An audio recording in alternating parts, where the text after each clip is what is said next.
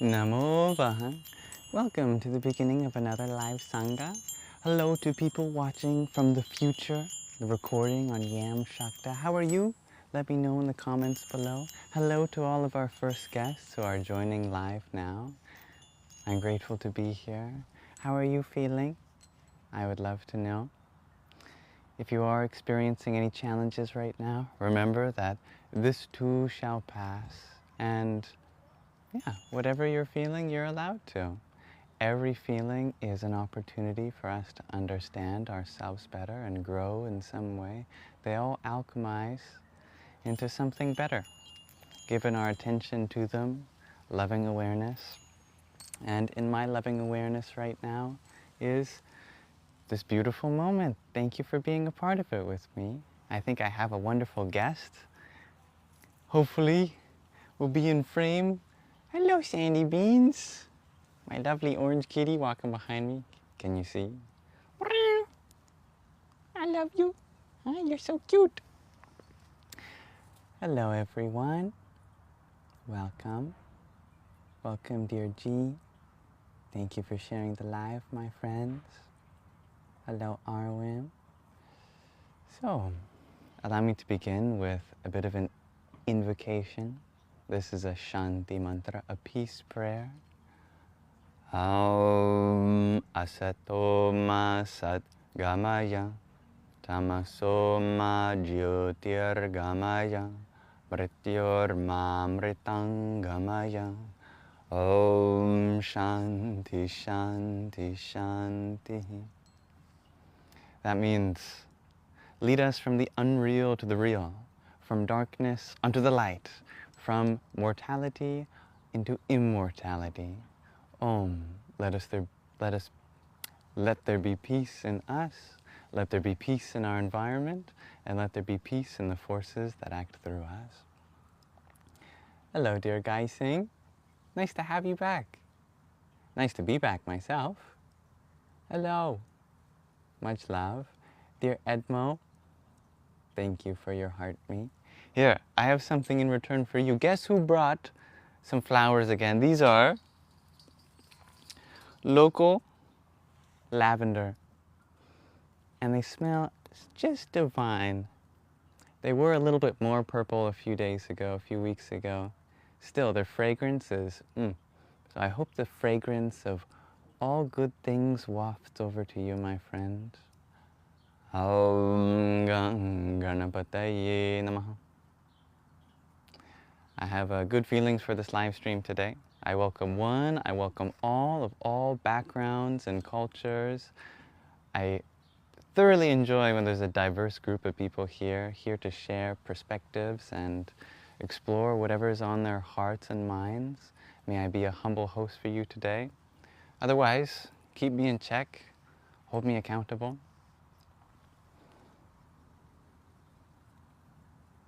Dear Gai Singh, you had asked, do I stick with a diet or am I vegan? You share that you need help with your diet to become healthier. I find that before we work on a diet, we have to ask ourselves, what is it that we want to feel in our bodies? Because sometimes that jump can happen a little too quickly. We need to have a perspective of our body that aligns, therefore, with the nourishment we wish to give it. If our body is a temple, what building blocks builds the temple that you want to experience the divine be channeled through, right? So yes, I eat plant-based, and I've fallen in love with certain ways of eating.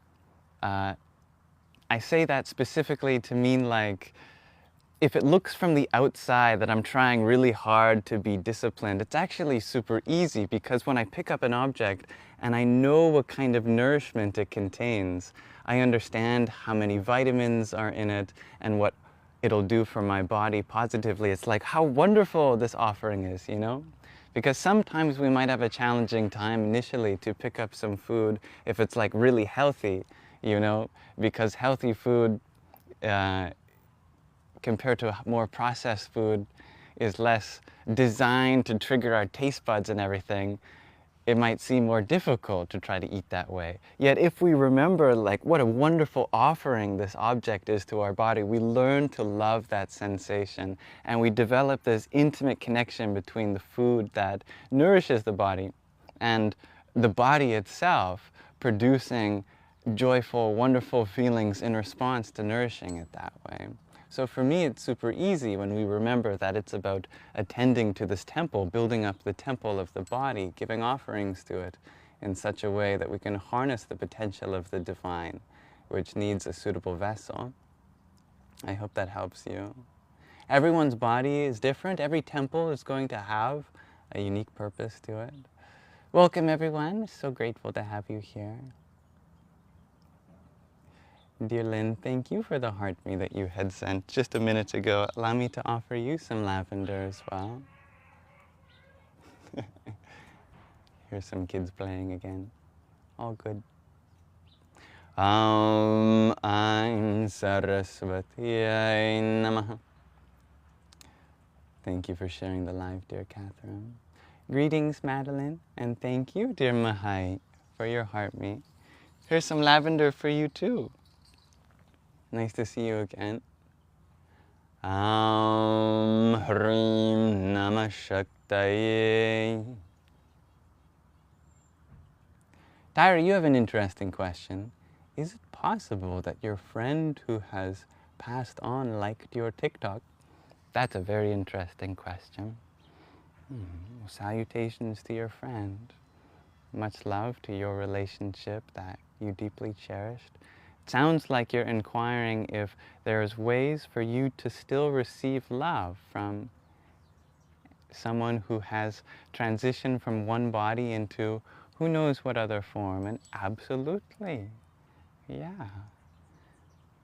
There are many magical things that can happen when we bring our mind to the love that we have for people, whether they are still in this world, present here or elsewhere, in this world or in another world. I hope you cherish that love, even beyond the form that you're used to. Dear Samra, welcome to you too, my friend. Thank you for the hand hearts that you had sent a moment ago. Here's some lavender for you. How about lavender and ding-dings? This is a little challenging. It's like tapping your head and rubbing your belly at the same time. Namah Shivaya. Guys, saying you specifically want to feel healthy beyond issues that affect your heart at the age of 62. Yeah, our heart is incredibly important, right? We want to eat in a way that our blood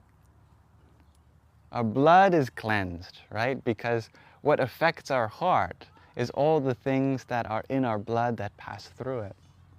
You may be surprised, except perhaps also in a deeper way, very intuitively connected to this idea that a lot of the things that are helpful to our body, it's like nature and the body have this relationship to that. The things that are healthy for your blood often have qualities that remind you of blood.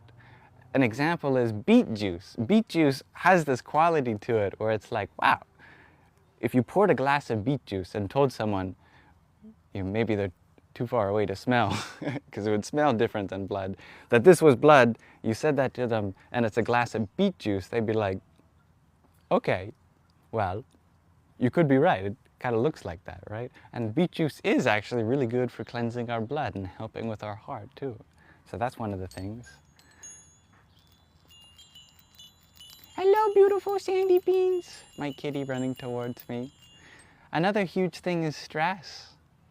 We can eat in all the best ways we can, yet if we're still putting our lovely heart under more stress than it can handle, then of course it may present health challenges too. So that includes our diet as well. Are we sitting down to eat in a way where we feel stressful? Or are we meditating beforehand? Are we taking a moment to bless the food? Are we thinking about how this will be good for us? Do we appreciate the moment of time that we're in and the chance we get to feed our body? All these are extraordinary privileges. Even adding that quality to the process of eating will allow our body to feel at ease. Feeling at ease is one of the most important things for being free of disease.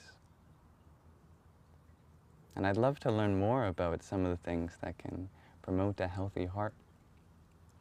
Pranayama, breath work, is really important. How we breathe affects our health so much. Many of us breathe a little too quickly. We need time to wait for the oxygen transfer, the CO2 transfer between our lungs and our blood. Pausing for a moment in the inhale.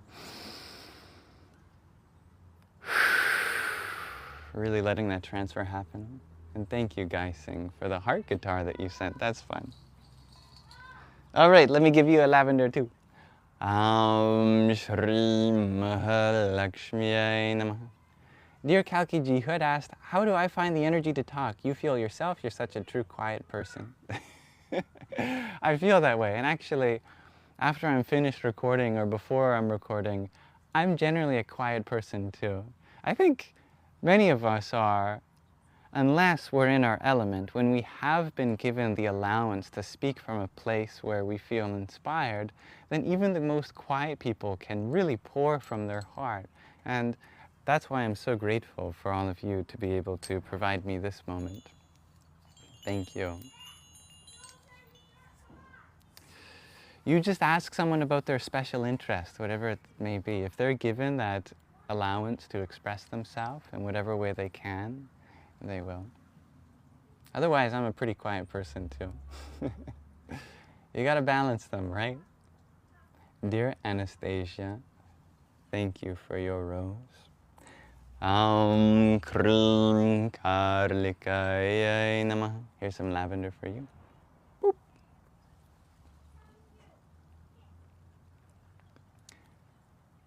Brother Mahai, you need some advice. You share that you're past being in a relationship with your love, yet you love your child. I imagine there might be more comments here. I'll keep looking for your comments if there's more context you want to give. I know there's comments in between though, so I want to try to go through them in a certain order. Allow me to affirm to you that yes, you know, even initially I know that you may be affirmed that whatever you can do to be in this beautiful life of this child you've brought into this world, developing a healthy relationship with boundaries with your partner, very important for them. You're very welcome, Guy Singh. Thank you for allowing me to share some experiences from my learning journey. And thank you, Anastasia, for the love you so much that you sent. Allow me to offer you lavender too.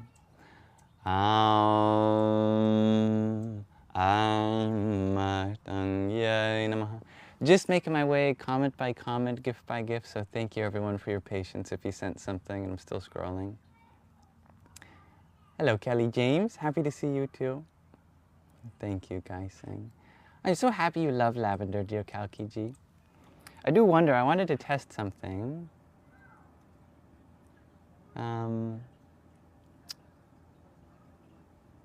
Let's see. I have this like tripod. Can I scroll with this little clicky thing? I can. How interesting. How does this work? This is my first time trying this live. I might get some getting used to. Ooh, oh, I like this. Okay, this is fun. Yeah. I think I might scroll a little too far. I have to tweak some settings, probably, off camera. George, you had asked prior, how does one acquire a body like mine? Well, you have to be me, because we all have our own bodies, and we're all meant to have our own bodies. I want to keep mine, thank you. I'll have to set a boundary with, this body is mine, your body is yours.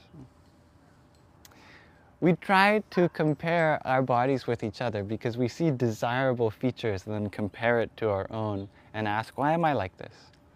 What we should ask is, what is it that we find inspiring in another that we can then do ourselves to cultivate in our own unique way? Or what motivations behind the practice of someone taking care of their body inspire me to be motivated to take care of my body in a way that it needs? My principle that I've been working off of is treating this body like a temple.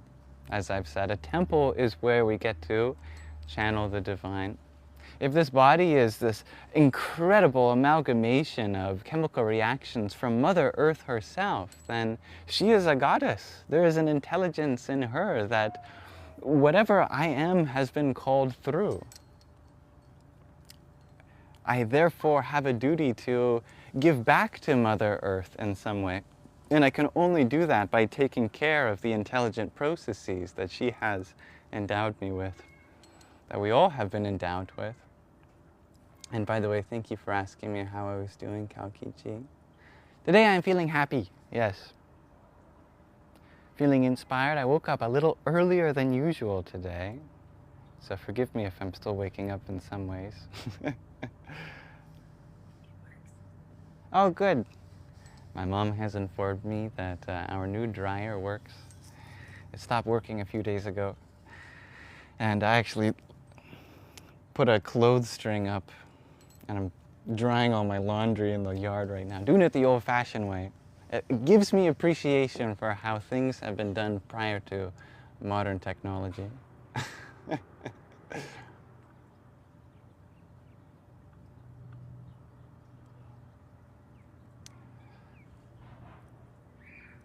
Hello, kiss kiss emoji. Thank you for wishing me healthiness and happiness as well as all my loved ones. Thank you. Yeah, same to you all. Anastasia, you had asked which mantra is for stopping negative influences.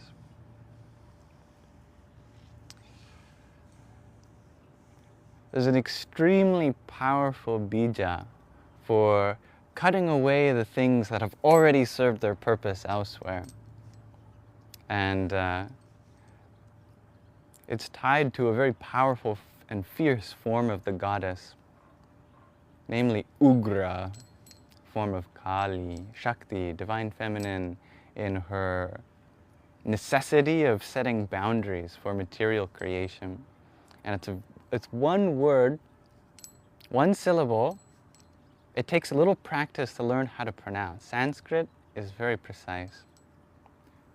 Sounds like this. Pak. With the right intention, pak, it cuts away the things that have already served their purpose from your life, and by proxy makes room for the things that are meant to serve you to come your way. So I'll teach you how to pronounce it. It starts with a very aspirated P. Pa, pa. It's like if you combined a P sound with an H sound at the same time. Pa, pa, pa, pa. And then the final consonant is close to a T, but we actually curl our tongue backwards to pronounce, like the tongue of a flame. We're hitting as much as we can, the hard palate, maybe even close to the soft palate of the roof of our mouth. That might take some practice and tongue training. Pak, pak, pak. Very powerful. Use this wisely. And thank you, Mwah, kiss kiss emoji, for your rose. Here, I have some lavender for you too. Aum Kamalyar Mahakarlikaya Namah. Momming it, you share, this is a good compliment. I remind you of Johnny Depp and Willy Wonka, voice-wise. Thank you. What's a good line from Willy Wonka that I could then do?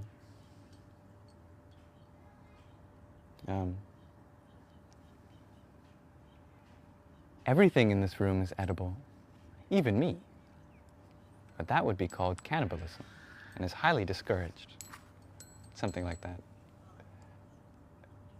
You had asked, how do you get this energy? All energy is a form of Shakti. Shakti is the divine feminine. So, how do we liberate the divine feminine in us?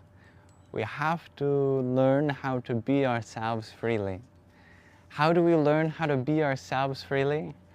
Two things. One, we inquire within ourselves, what is it that we've internalized from the outside world where people have, or experiences of life, repressed certain tendencies?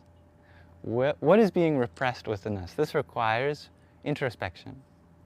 Second, how can we cultivate an environment in such a way where we feel allowed to let go of the pressure that has internalized those things?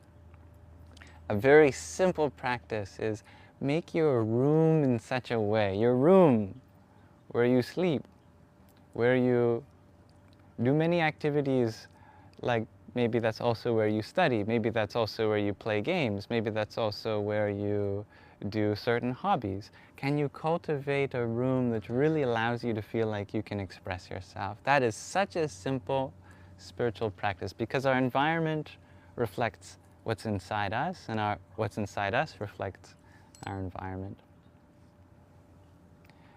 If that's a challenge for you, try to go places where you feel that the world around you puts you at ease. Why does it put you at ease? Because you feel you can be yourself there. So a garden, places in nature, places with friends that get you, that accept you. That allows all this entangled Shakti, our divine feminine, to come out. Aylin, thank you for the heart me and the Go Popular that you sent. Probably several minutes by now. I'm really taking my time. Thank you everyone for your patience. Thank you. Here's some lavender for you. And some ding-dings.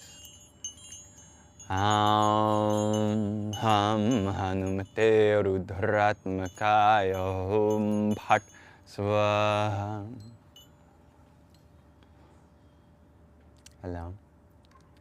Chloe, you share, you learned a new mantra. Oh, how wonderful. Do share. Hello, dear Jack and dear Edwin. Ishana Shivam. Thank you for your heart me. Namo Bhagavate Rudraya. Nice to have you here, my friend. And thank you for asking, dear Chloe. I am feeling resplendent in this moment. I'm so grateful for the grass beneath my feet, for the pear tree above me, for the sun shining through the leaves, for blue sky, fresh air. Dear Marcy's Makerspace, thank you for the heart me that you sent, my friend. Here's some lavender for you as well.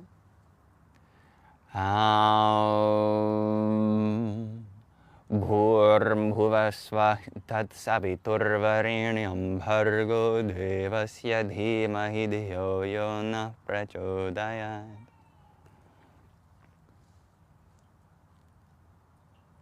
Chloe, you had shared that your mom says being moody a lot can make you sick. Very true. Sometimes being sick makes us moody. Other times being moody makes us sick. The reverse of that is also true. Sometimes being in good health makes us happy. Other times being happy makes for good health. Hello! Hi, Shadow! Are you going to make a cameo too? Come, come. Thank you. Thank you. Want to say hi to the people of the internet? Hello. Oh, you smell like the outside world. I love you. Thanks for stopping by.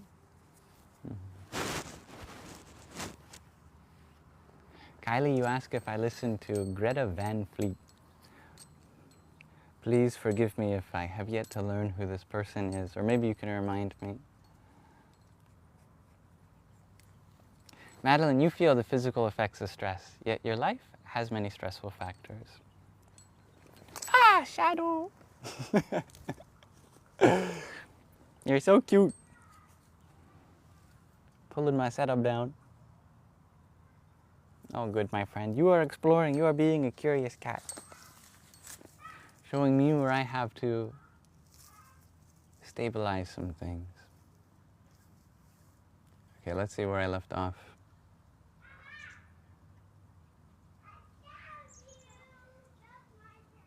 Yeah, Madeline, we were talking about stress.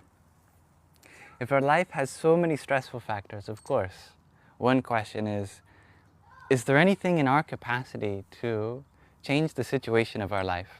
Maybe that's setting boundaries, maybe that's putting ourselves in new environments. If we can, that's wonderful. Like, of course, we should feel empowered to change those things. Usually, however, it's more complicated than that. And then the next step is, how can we, if changing the outside world is something out of our field of influence right now, what is within our field of influence? What can we do to take care of this body and mind in such a way that we can redirect these stressful factors? A lot of that is a matter of perspective. A lot of it also is taking care of our body. The more we take care of our body, the more emotional space that we'll be able to have.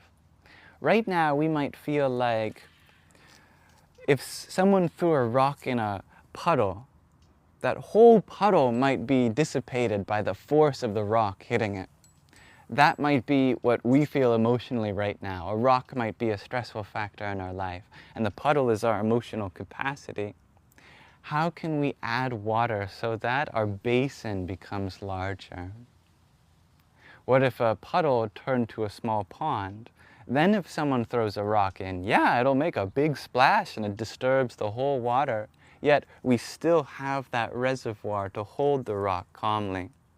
It just might take some moments to settle. If a small pond grows into a larger pond, then throwing such a rock might make indeed a bigger disturbance, or a big disturbance, yet relatively smaller. If our inner well-being swells to the size of a great lake, then by throwing a rock in, we may disturb greatly a small region of our waters, yet most of our waters remain undisturbed. And if we can grow in our love and our emotional capacity to be the size of an ocean, then having a rock thrown in, or hey, even having a whole boulder thrown in, we will still feel just as ease as we were before. Just as at ease as we were before. How do we do that? How do we add to the reservoir within? As much as we can, siphon off the good moments in little ways throughout the day. Even if in a stressful situation, there is one thing that you can look at in your peripheral vision that allows you to feel calm. Draw in that energy. Imprint upon yourself all these lovely things. Create, beyond just a reservoir of water, create a whole garden, create a whole ecosystem of good impressions. What your mind focuses on, that becomes an imprint upon our greater subconscious, which is this vast internal basin of our existence, of our consciousness. We add to that through what we give our attention to. It's so easy to give our attention to all the things that need to be better. Yet if we look at all the things that are already abundant in our life, however small they may be, that adds up within, and we feel ourselves growing. We feel a sense of stability. Hello, I love you so much. I love giving my attention to you. When I close my eyes, I think of you, I feel calm. You add to my waters. You fill me with such joy, dear Shadow Bear. And you also make me itchy. I still love you for it. Ava Nora, thank you for the rose that you had sent. Allow me to offer you this flower. Jum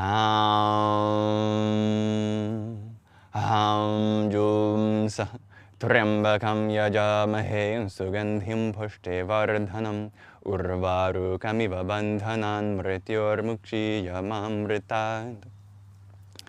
Namaskar, dear Giorgio. Kalki-ji, you do this food prayer.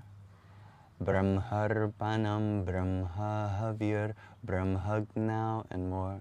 That's beautiful. I'd love to learn more about what it means. I do know this one very similar mantra that's Anam Brahma. Food is Brahman, ultimate universal consciousness. Food itself, of course, is what comprises this body, right? And if our body is the vessel of our divine consciousness, of our consciousness divine, then yeah, there is this deep association between Brahman and food. Thank you, Angelica. Hello, dear Stevie G, for joining a few minutes ago. Welcome, Green-Eyed Feline. Amelie Lily thank you for the heart me and the rose that you sent. Do allow me to offer you this lavender.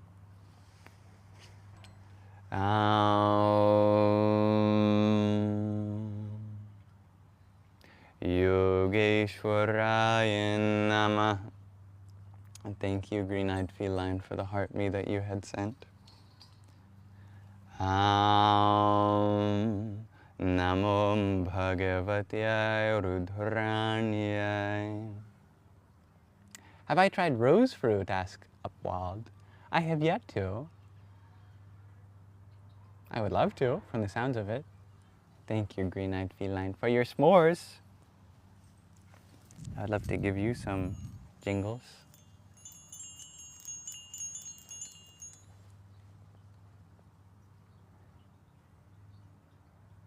Thanks for being part of this live, dear Ava Nora. May this live for us all, may we choose for this live stream to be a pleasant part of our day today.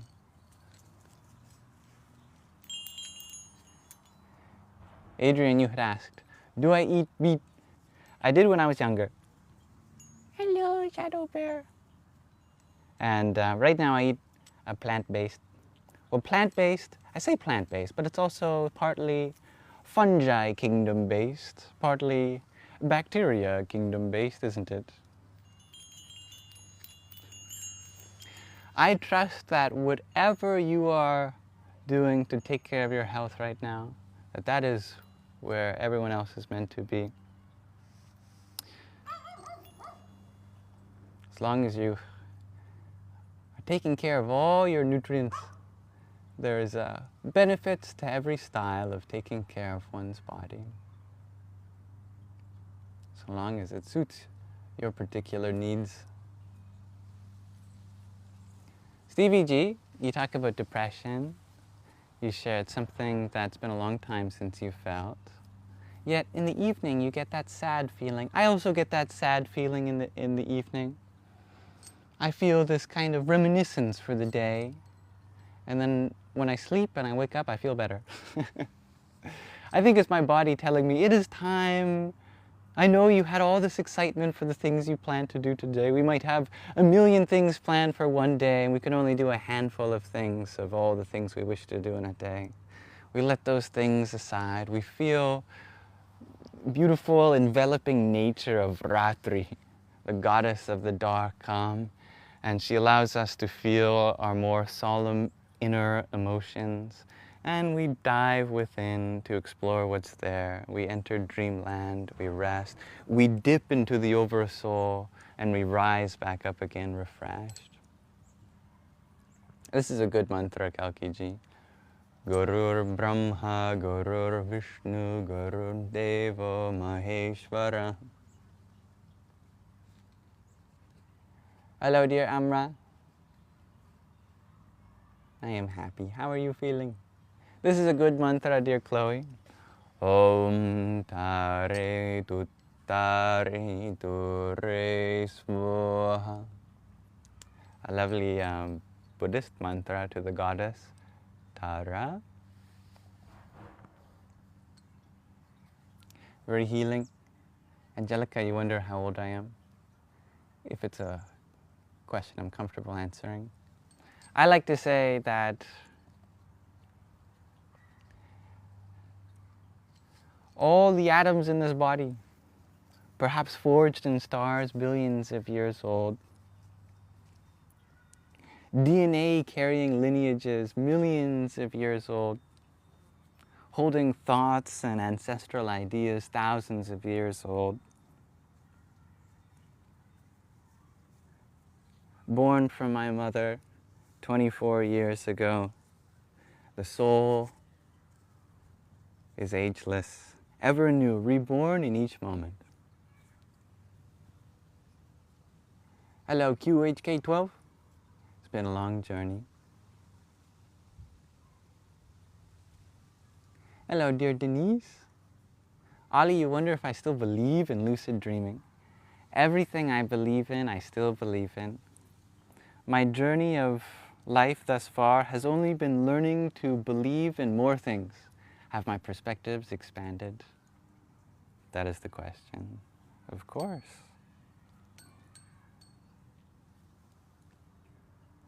Miffin cookies, do I recommend the copper water bottle? I do.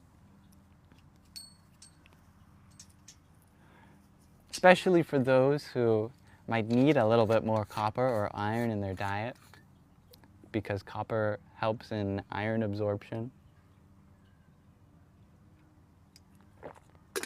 And thank you for reminding me to drink more water. For people who might have too much copper in their diet, I'd recommend taking care of that first.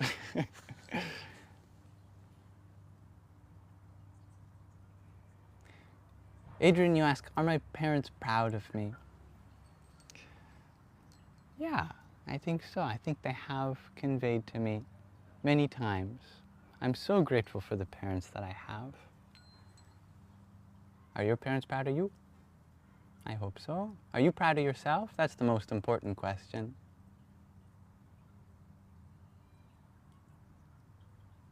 Oh, that's a good Willy Wonka line. Cookies.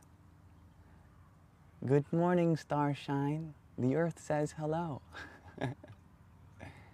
Elias. Thank you for the rose you had sent many minutes ago. Here's some lavender for you.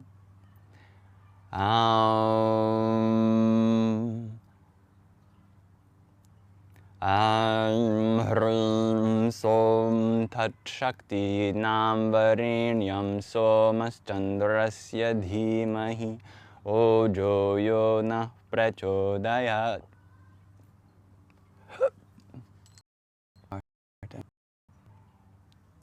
Kalki Ji, thank you for the little kisses you sent. Here's some lavender for you too. Oh, this one smells incredible. Sarva Pushpaya Namaha. Yeah, Ryan, there's lots of overlap in psychology, particularly psychoanalysis and Jungian psychology, with Eastern spirituality. Carl Jung, I think, studied a lot of Eastern spirituality too. Yet he rediscovered a lot of the same things. Hrim Namah Shakti Shivaya. This is me thanking you, Elias, for your Go Popular. Thank you, Kalki Ji, for 10 finger hearts. Shrim. Dear Pablo, you share I've become a lot more feminine over the years you've been watching. Oh, I hope so. Being part of life means that you're either a woman or you've come from a woman. It means that you are Mother Nature. Whole existence is feminine. So if we want to be part of this world, we have to learn how to be feminine. Hello, dear Annie. Energy, all energy is Shakti. This is the definition for the divine feminine in Sanskrit, this ancient language. Shakti comes from the root shak, meaning to enable, to empower, to give rise to. So Shakti is she who art the embodiment of that which rises, that which energizes, that which empowers, that which enables. This whole universe is a manifestation of Shakti, the Maya Shakti, the Shakti of magical material manifestation. You ask about its relationship to enlightenment. See, there are many different forms that enlightenment can take. Many people take the path of nivritti to enlightenment. This is the kind of inward path, withdrawal from the world. That is very divine masculine. Masculine is the complement to the feminine. If the feminine is the Shakti, the masculine is the Shaktiman. This is the space through which Shakti occurs. It's actually very challenging to discuss the divine masculine because everything that can be discussed is used in words, and all words are an expression of Shakti or the divine feminine. So how can we talk about the divine feminine, or how can we talk about the divine masculine when talking itself is always going to be inherently feminine? We can only do it by inversion, by miraculously inquiring in the other direction than the words themselves are going in. From where do the words originate? The words themselves are feminine. The place from which words pass through, the space itself, the acceptance, the loving awareness of the words, this is the divine masculine. Many paths of enlightenment really focus on the nivritti. This is the path inward, right? That's one direction in which we can have a spiritual journey. The other direction is outward. That's the pravritti path. This is the path that actually fully takes us into the world. We can do two things on the spiritual path. We can transcend material existence, and establish ourselves in the formless, ultimate universal consciousness, or we can take that ultimate universal consciousness and channel it into the world, attempt to fully incarnate the divine through us into this world. That is the path of the divine feminine. Namaste, someone with a beautiful name that I wish I could pronounce. Perhaps you can tell me. It looks like it's some form of Gaelic. Lifer, you wonder, which city am I located? I am located on Vancouver Island. More specific than that, well, I have to be careful for the privacy of me and my loved ones, of course.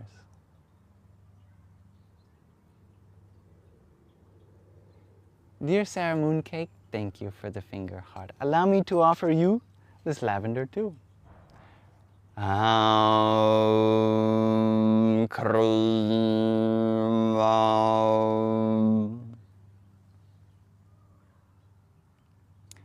Cookies, you ask, where did I get my copper bracelet? I got this on Etsy from someone who makes them in India, I believe.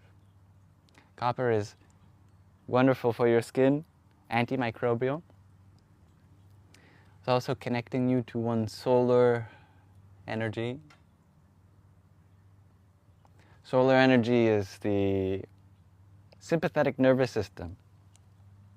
This is our active side of our nervous system. This is our digestive side of our nervous system.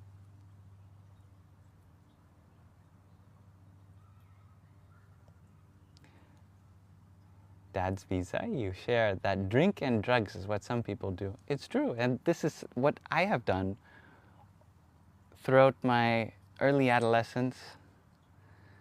Many of us, when we have this overwhelming internalization of particularly traumatic experiences, we find ourselves in a very difficult situation to process all the emotions and impressions from the outside world.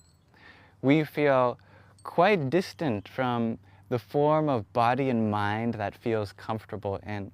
And so there are all these external measures we can do to temporarily feel free from those difficulties. And at least temporarily, it is helpful, though it does present long-term issues, because dependencies, of course, develop, addictions, which we all know, and there's also many health effects that add up to.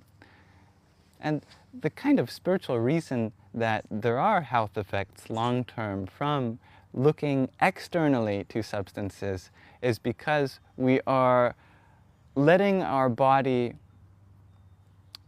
essentially, or let me phrase this in the positive, if we were to turn and ask ourselves, what is it that we can do with our body and mind to create a more permanent sense of ease, then all of these faculties which help regulate and create equilibrium within the body, they turn on again.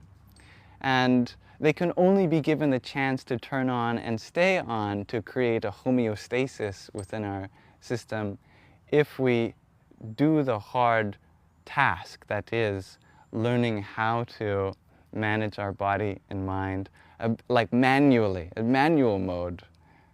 We're so used to automatic. Is this going to be the most challenging thing one ever does? Yes. Is it also going to be the most worth it thing that one ever does? Absolutely. If one can cultivate the same sort of feeling that an external substance can give you, but within, by your own conscious direction, then wow, your life is going to get a whole lot better, and it's going to snowball in a positive direction. To do so requires a whole lot of forgiveness, a whole lot of acceptance, and a whole lot of learning experiences. We have to accept that there are going to be many stepping stones on that journey, and it's going to be worth it. And I hope all of you who are in such a situation feel like you can do it. I hope that you trust in yourself that you can do it.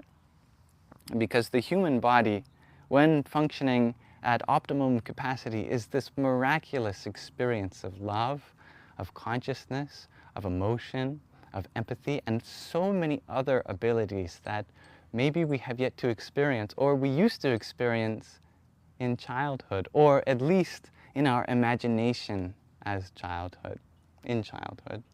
Because we all either experienced firsthand or indirectly the childhood that we wanted, a kind of way of being that allowed us to feel free within ourselves. And really, that inner child is still there. We've only just added things onto that over the years. You ask the question, is it all still there? The answer is yes, it just has to be connected to again.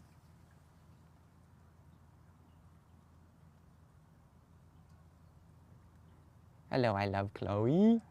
Hello, Lady Luck. Raven, you ask, can I talk about the pros and cons of a spicy diet? Sure. Here's a pro. It definitely activates your inner fire of digestion. Many people know if you eat a lot of spicy food, more than your body can handle, it's going to be coming out the other end rather quickly. So that's actually a useful fact if you're someone who struggles with the opposite problem, that if you feel that you have gut motility issues and it takes a while for things to come out, then adding spice to your food really helps. And of course, spices are part of a diverse assortment of herbs to provide to the body, and getting as diverse weekly of herbs to our body is extremely important and beneficial to our microbiome, because remember, we're like 50% animal cells, 50% other than animal cells. We have to also take care of that other 50% of our cell count, and getting diversity through assortment of spices is really important. Spices are more than just flavoring your food. Each spice has a particular assortment of uses for your body. So there are absolutely pros to spices. Yet there are absolutely times where you want to have a moderate amount of spice compared to a large amount of spice. For example, if things are moving out of your system a little too quickly. Because if it's too quickly, how can we absorb all the nutrients that we need for instance. Spices also have a psychological effect too. Everything that goes into our body also affects our nervous system, also affects our mind. And really spicy foods, extremely intense experiences of flavor, can agitate the mind also. So if you want a peaceful psychology, that also requires eating food that tastes more peaceful. And I think you can imagine what more peaceful food tastes like. More soft, feels balanced, a kind of sweetness, a kind of gentle harmony between all the flavors.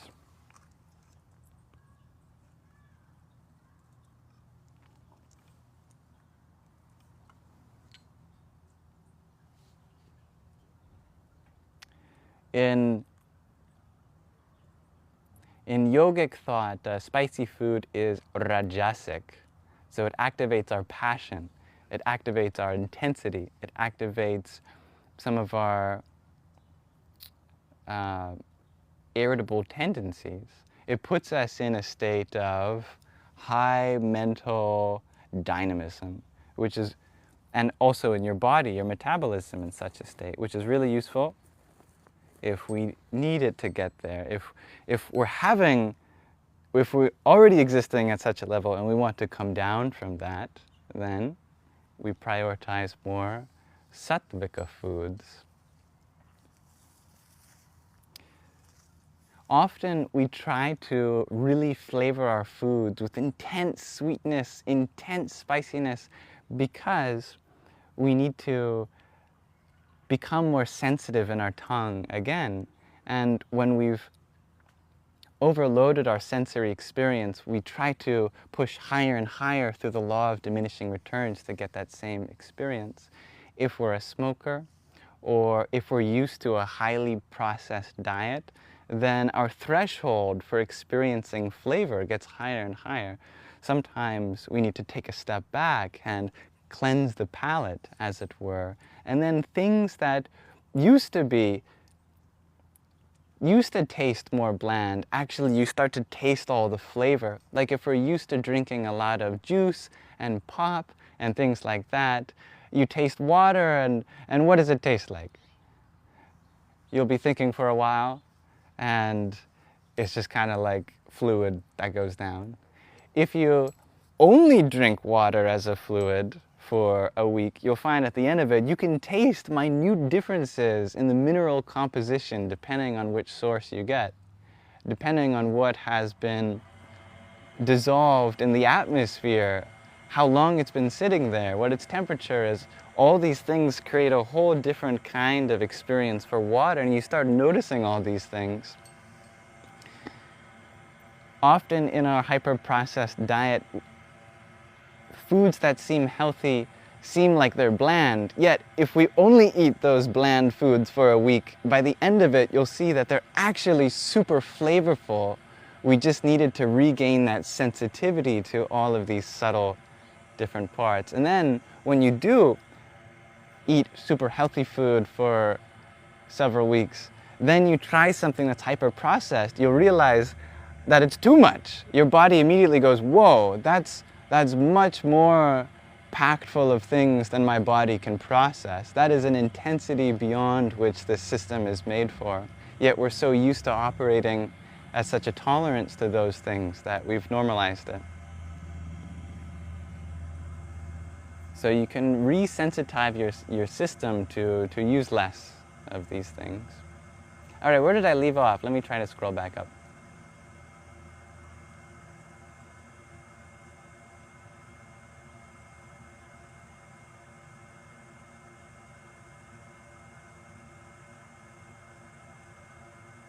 My goodness, there's a lot of comments. Okay, thank you everyone. Kaukiji, you had said your kitty Luna says hi. Hello to your kitty Luna.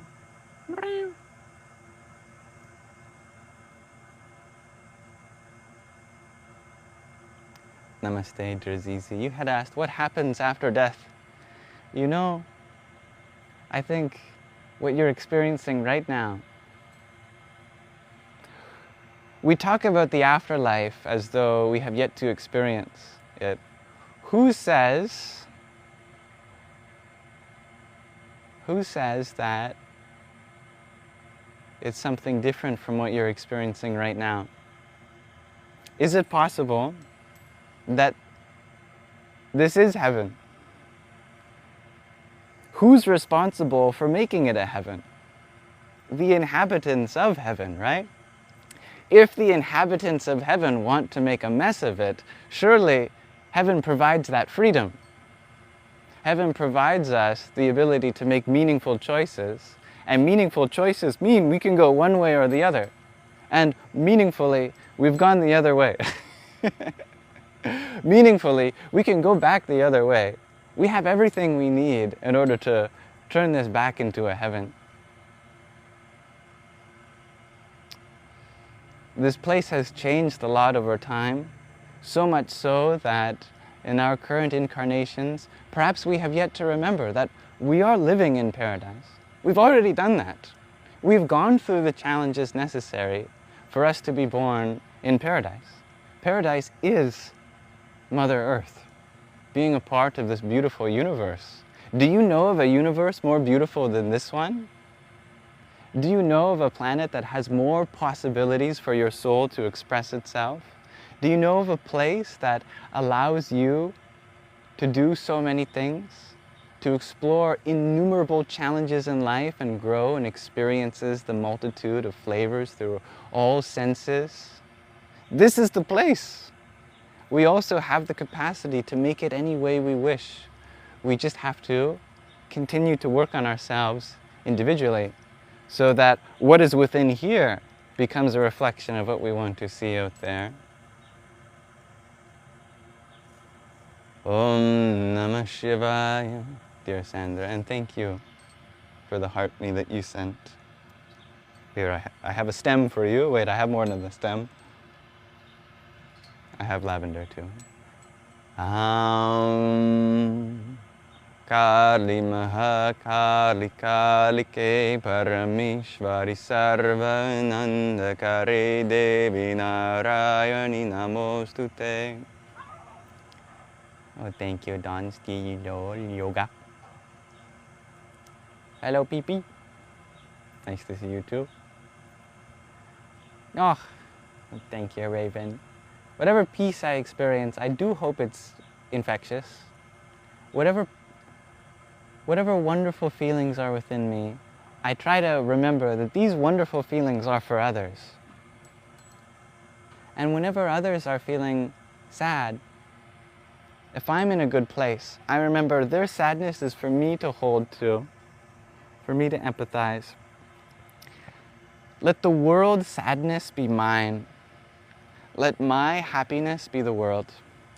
Mind you, that is a lesson that is a little gendered because many men like myself have to learn that and continue to work on that. Many women have to learn the reverse. Many women have to learn how to set boundaries with themselves. That let the world's sadness be the world's. Let my happiness be mine. In this life, many men have to learn how to be selfless, like myself. In this life, many women have to learn how to be selfish. I want more selfish women in the world. I want more women that prioritize themselves first. And I want more men that prioritize others. And of course, it's always going to be true for everyone, regardless of gender, that we balance those two things too. I just know as soon as I said that, my mind immediately went to all the women in my life that have already been doing that and more beyond their capacity to give. So let's balance that too for all the people that give more than they can right now. Take care of yourself too. Hello, dear Elias. 5 fires, you asked, do I sleep with all that in my hair? I take it all off. Yeah, sometimes I keep part of my hair up because there is a certain spiritual science to the way that energy is drawn. If one feels that they get a lot of nightmares, for example, you can tie your hair up, keep your hair guarded.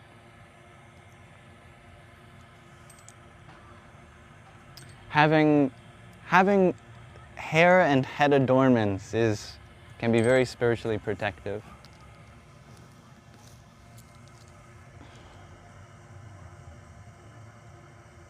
Thank you, dear Madeline. Lady Luck, you share, your boyfriend used to call me wise child. Used to. I've lost all my wisdom. Hello, Alyssa. Rose hips. Are rose hips rose apples? That's a good question. School of Fire. Hello to you. Hello, Steph. Hello, Macaroni. Hello, Maylis. And thank you for everyone's patience and allowing me to go through the comments one by one. I think I am several minutes behind the present moment. If you have several minutes, I will get to you. Otherwise, you can leave a comment and I'll answer it for anyone who needs to hear the answer to, even if you have ventured in your journey today. Raven, thank you for the 10 Go Populars. Here, I have some lavender for you. Durgaya Namaha. I know that you are in a financial situation where you need to save too, so please know that all your gratitude is received. I know how much you care about this space. I want you to make sure that you conserve your resources right now. Good morning, Heather. There's bees in here. You ask, what is it like to be me? What an interesting question. How can I express what it's like to be me? I feel like I'm best friends with the universe.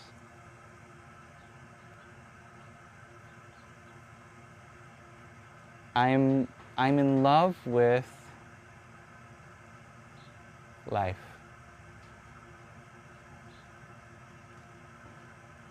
Yeah. I feel like I've always been that way. I feel like all of us have been that way.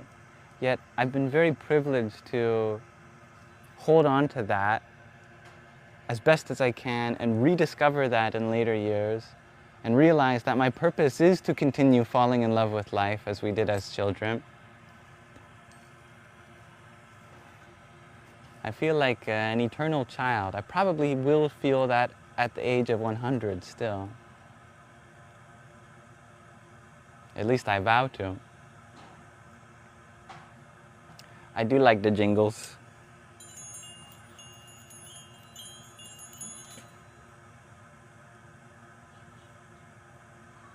Hello, Don Tegs. Thank you. Hello, John Coffee. Geising, thank you for your heart me. Allow me to give you some lavender.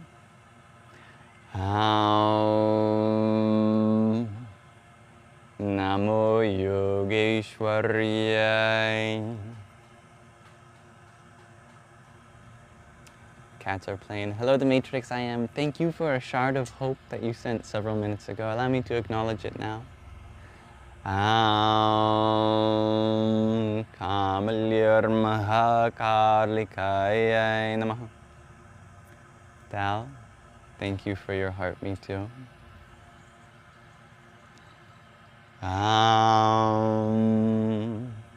Mitraya Namaha. Thank you, Christian, for the rose that you had sent.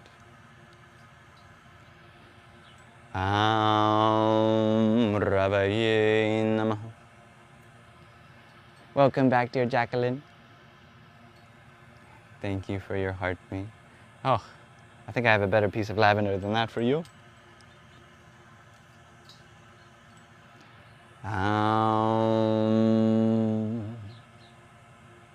Suryaya Namaha. Deo's from Vancouver. You have good nature there. I love the West Coast. I want to fall in love with all the different ecosystems of the world. Miss Mariah, you share, your system is always nervous. You are operating from your sympathetic nervous system. You've had to, probably because of survival situations, and probably, if I may presume, many of the survival situations which you and many of us have experienced are in our past. Our nervous system is replaying them. We've actually survived them. We've actually pushed through them, and we're in a better place now. We just have yet to realize it. So much of trauma and the healing of it is the understanding that we have survived it, that we're still here. We still have everything we need in order to still be the version of ourselves we wanted to have been. And even more, since we've learned so much more about ourselves since then too. Learning how to relax is a skill. Learning how to calm the nervous system down takes practice, and we all get better at it, and we learn more tools along the way. One simple tool is have things that are tactile. Stimulate the senses, like this wonderful jingle, or the smell of lavender.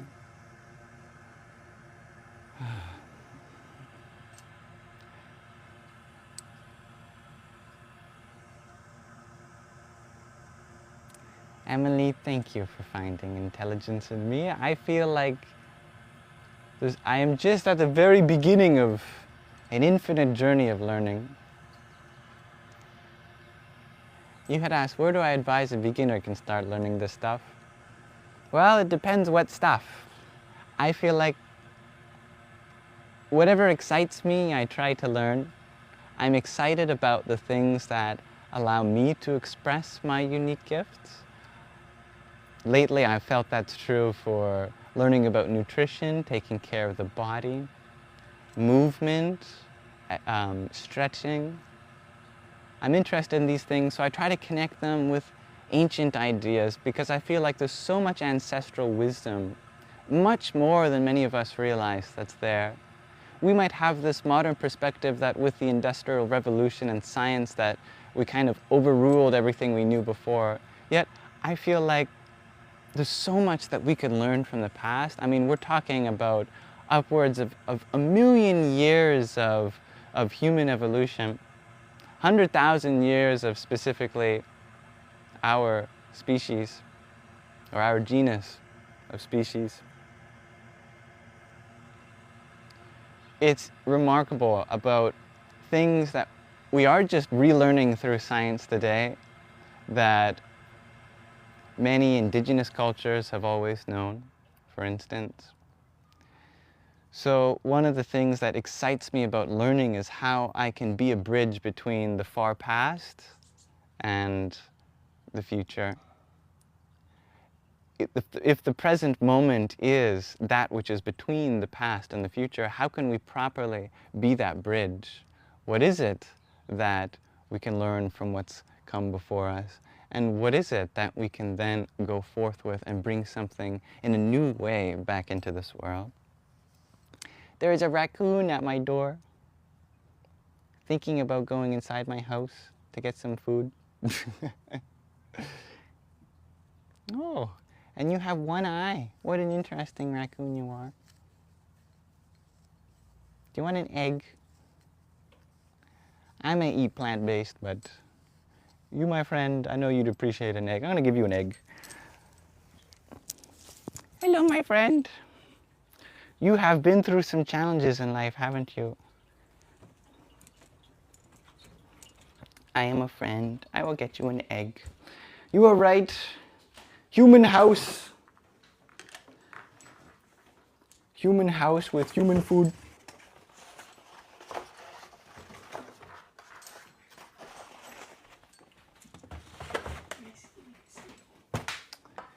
I will leave it on the deck for you, my friend. I think they went off the deck now. Okay. Hopefully my microphone is connected still. Or will reconnect. Oh, we are caretakers of Mother Earth and all her creatures. Is that what you wanted my attention for, Shadow? You're so caring too.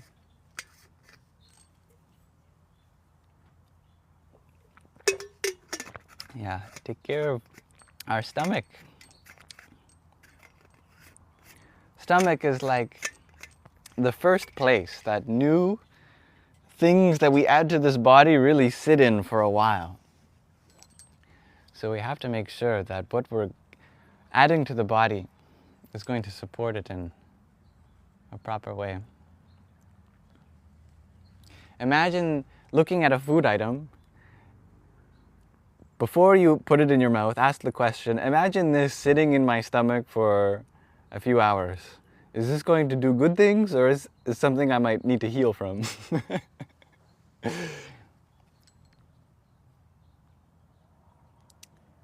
Thank you for being here, dear Kalki-ji. I know you're already on your way. Thank you, pigs on the wing. Om Ghang Ghoraya Namah. Much love, dear Andy. Have I tried star fruit? I just did a few weeks ago. I think I had one that was still ripening because it was super sour. It was also sweet. I did like it though. I'd like to try some more. Let's see, are you wondering where is this necklace from? Well, I've got a couple of things I'm wearing here. This is a mala that was gifted to me from by Tara Lamont. She's an author. She was the author of the book that we read, Moksha. I interviewed her. It's all on my Yam Shakta YouTube channel.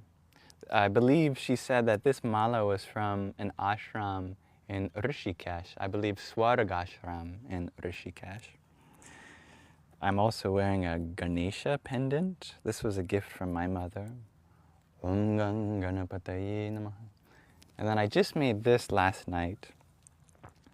During the conjunction between the sun, Mercury, and the moon.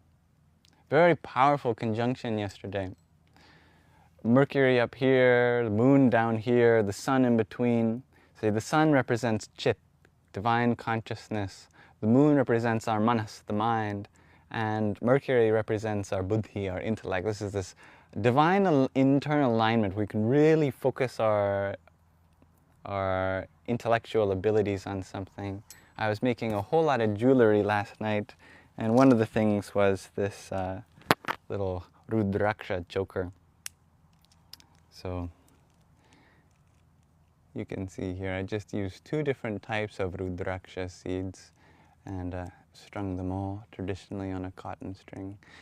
And I used a copper magnetic clasp here.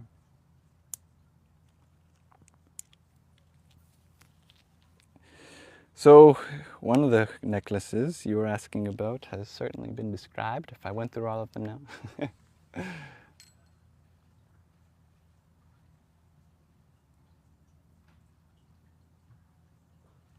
Cyrus, you share you've really been on your upadana mindset grind lately. Please remind me what this word means.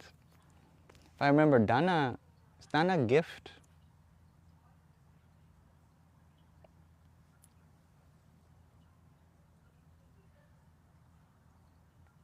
Hello, dear Echo.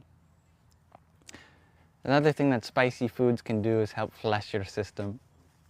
Sweating is one of the processes in which our body detoxes itself.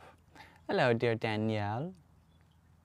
G to infinity, my beautiful love, you also share spice reacts like a poison in the body bloodstream for someone with histamine sensitivity. Yes, and many of us who have come here probably are sensitive to histamines because there's a big, big link between neurodivergence and having histamine sensitivity.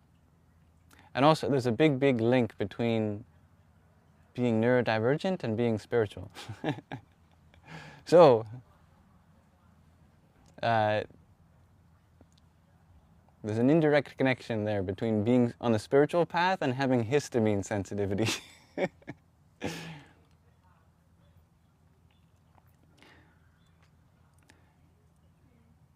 Laura, you had asked, how does Diet Coke, which, you know, if regular Coke has caffeine and Diet Coke has aspartame, how does that affect us? You know, the best things that you could have to your body are whole foods. Foods that are basically already made by Mother Nature. So you really only need 1 or 2 steps in order to eat them. If it's produced in a factory somewhere, then Has our biology evolved to really use that as nourishment? That's the question, right? Has our biology evolved to have foods that already basically grow, you know, like fruit and veggies, and we just do a couple steps like ferment it, chop it up, steam it, add spices, that kind of thing? That is going to be super nourishing to the body, right? And when it comes to things like sweeteners, if we're adding something to our food just for flavor, then we're tricking our body. And beyond just tricking our body, we're also giving it more to process than it can handle, because sugars generally need to be bound in some kind of natural fiber matrix like is found in fruit.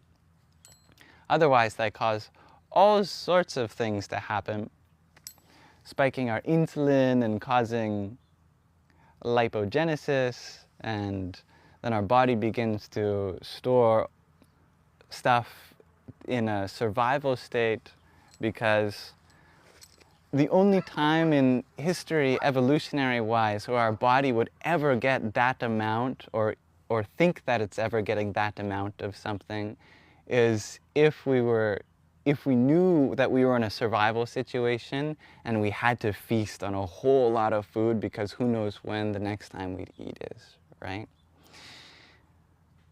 Making our body think that it's in a survival situation by giving it all these flavors, by giving it these extracts of all these different foods, where we've separated part of the nutrients from other parts of the food, we get this combination that puts our body in a survival state.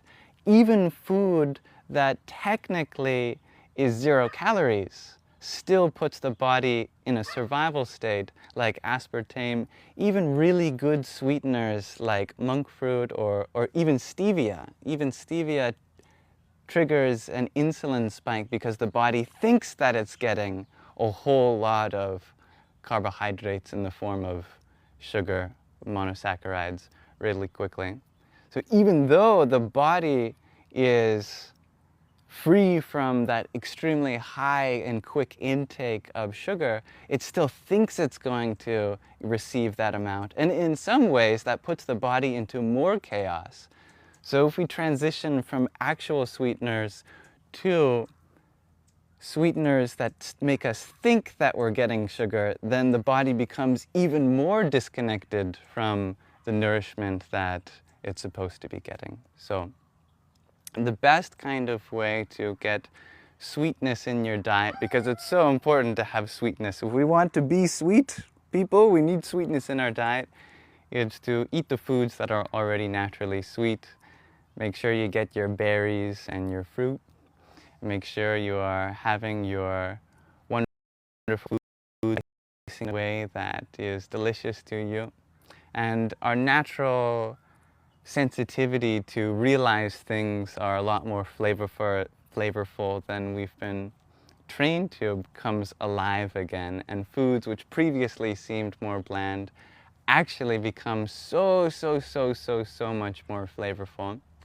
I mean, just try only eating whole foods that already have natural sweetness in it, still bound in their fiber matrix, for a few weeks, and then try something that you know should have a little bit of sweetness in it, yet prior to that, because of our tolerance, seemed bitter. Like if you have really dark chocolate, I'm talking beyond 70, 80, I'm talking 100% dark chocolate. If you have cacao powder or cacao nibs, try that. Previously it would be bitter, but if you spend a few weeks only eating foods that are naturally sweetened, you'll find that something like 100% dark chocolate is the most sweet experience. In fact, it's difficult to imagine how one could have even eaten anything sweeter than 100% prior to that moment.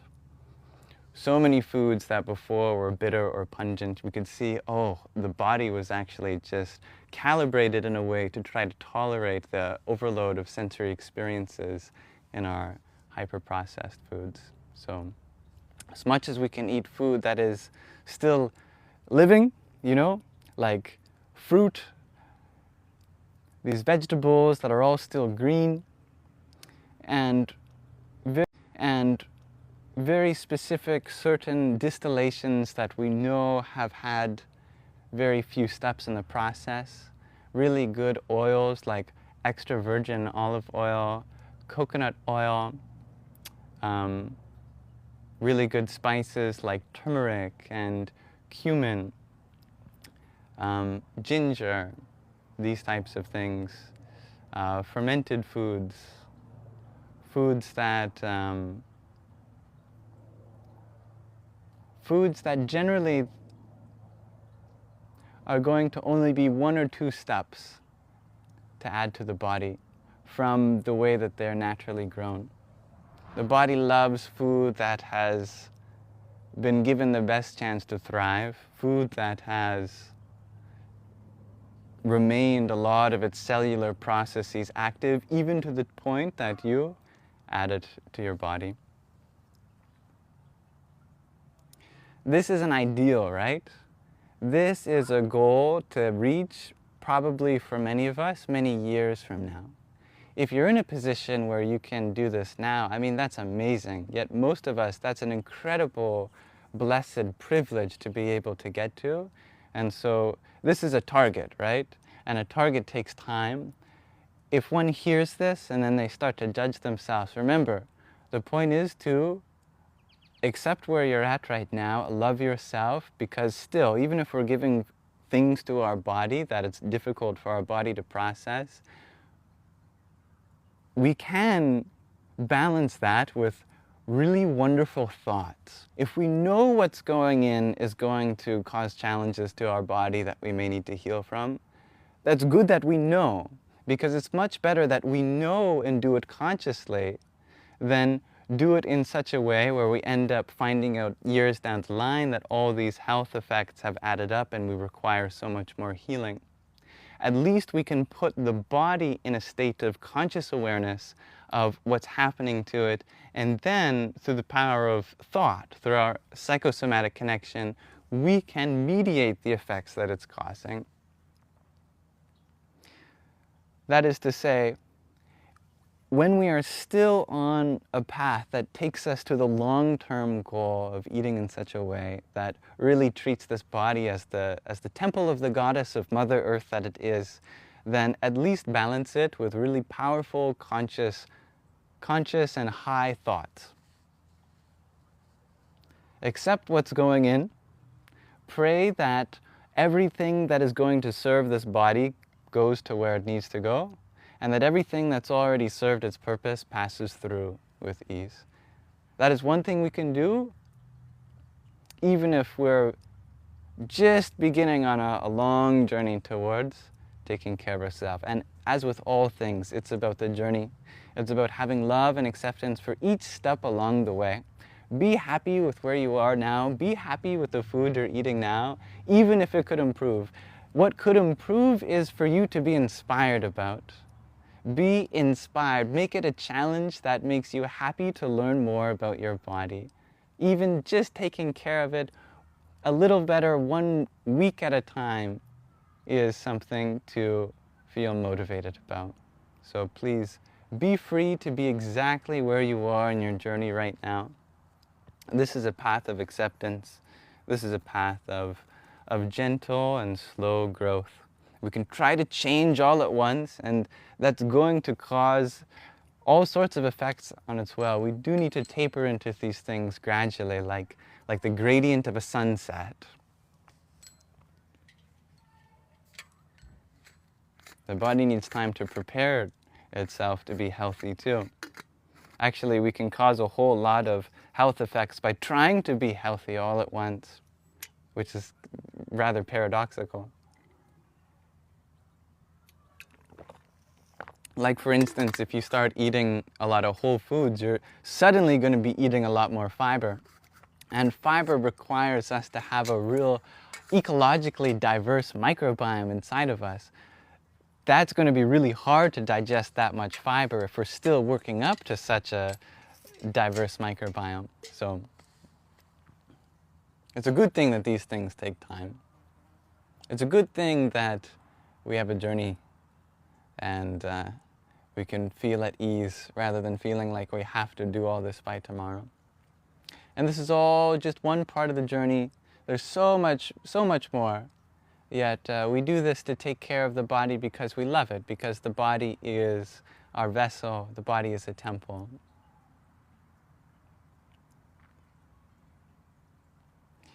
All right, dear Madeline, thank you for the heart me that you had sent many minutes ago by now.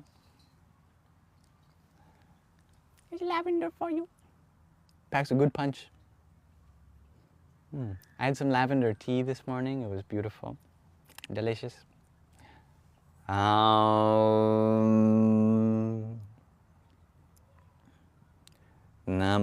Buddhaya.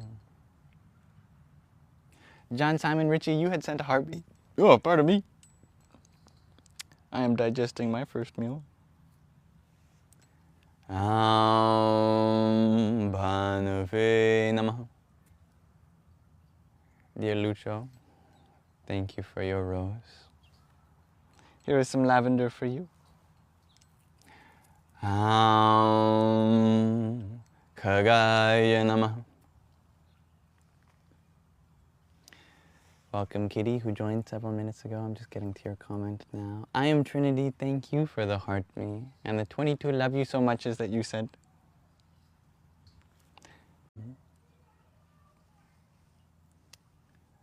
Seems I have a notification from TikTok. Our live contains themes that some may find uncomfortable. Alcohol, tobacco, and drugs. Oh my goodness. I know. I've really been talking about and doing those things on camera, haven't I? Oh, these automated systems are so funny sometimes.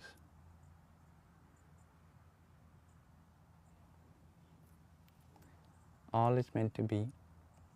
Thank you, I am Trinity.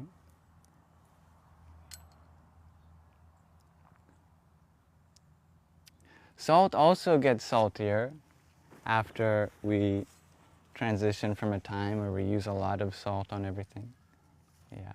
The funny thing is, though, if you do transition into a whole food diet, you will have to start really monitoring your salt intake to make sure you get enough, because when we eat a hyper-processed or animal-based diet, we get a lot of salt. If we start eating a lot more plant-based and eating a lot of whole veggies and fruit, actually we probably need a little more salt. So it's good to make sure that you're getting enough salt if you're on such a path like me.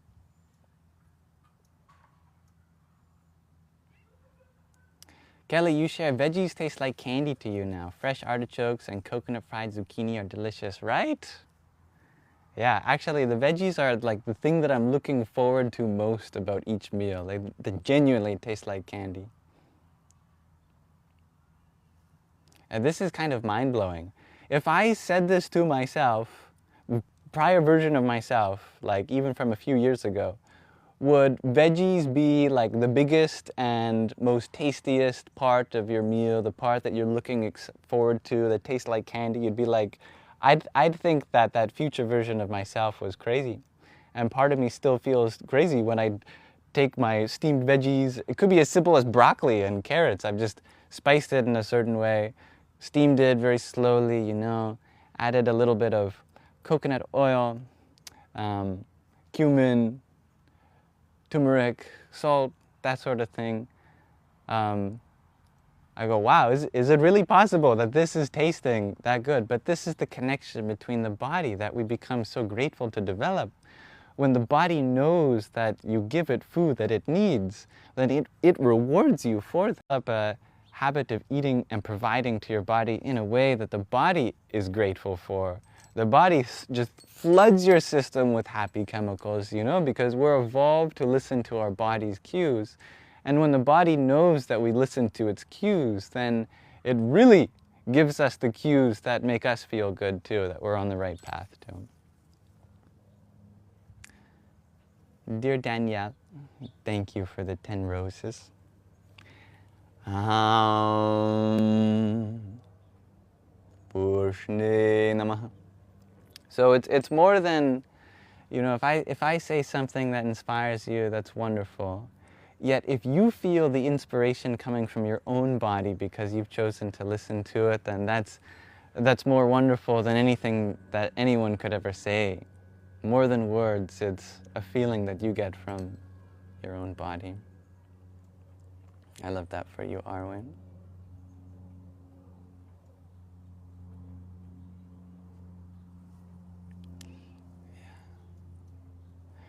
Back to the discussion of heaven, it is up to us to create and sustain our world in such a way that it is heaven. Dear Pear, you ask, do I have any favorite fiction books? Let me think.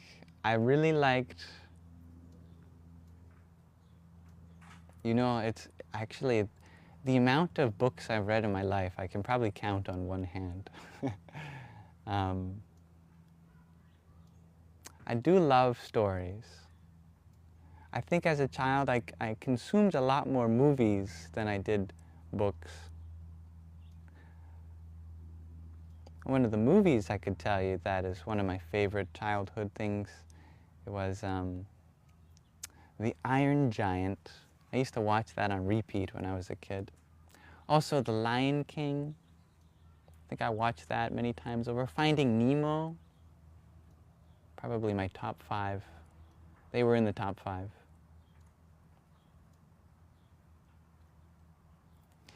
Dear Wild Nova, you ask if I was bald, perhaps in a past life.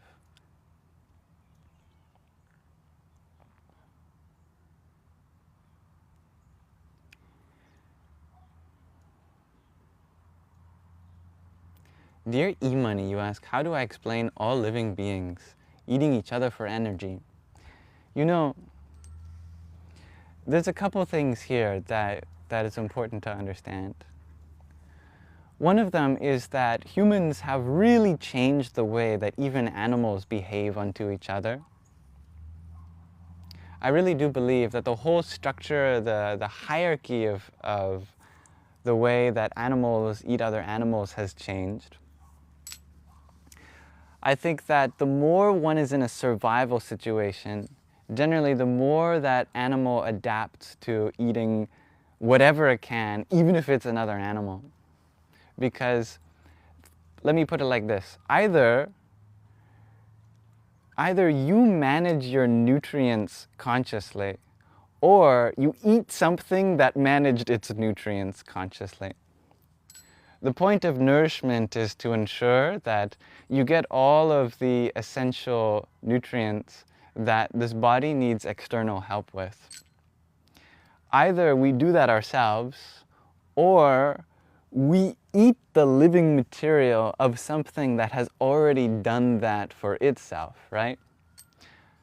Either we're an herbivore, or we eat something that is an herbivore. You know what I mean? Either way, we're ultimately deriving our nutrients from a conscious source.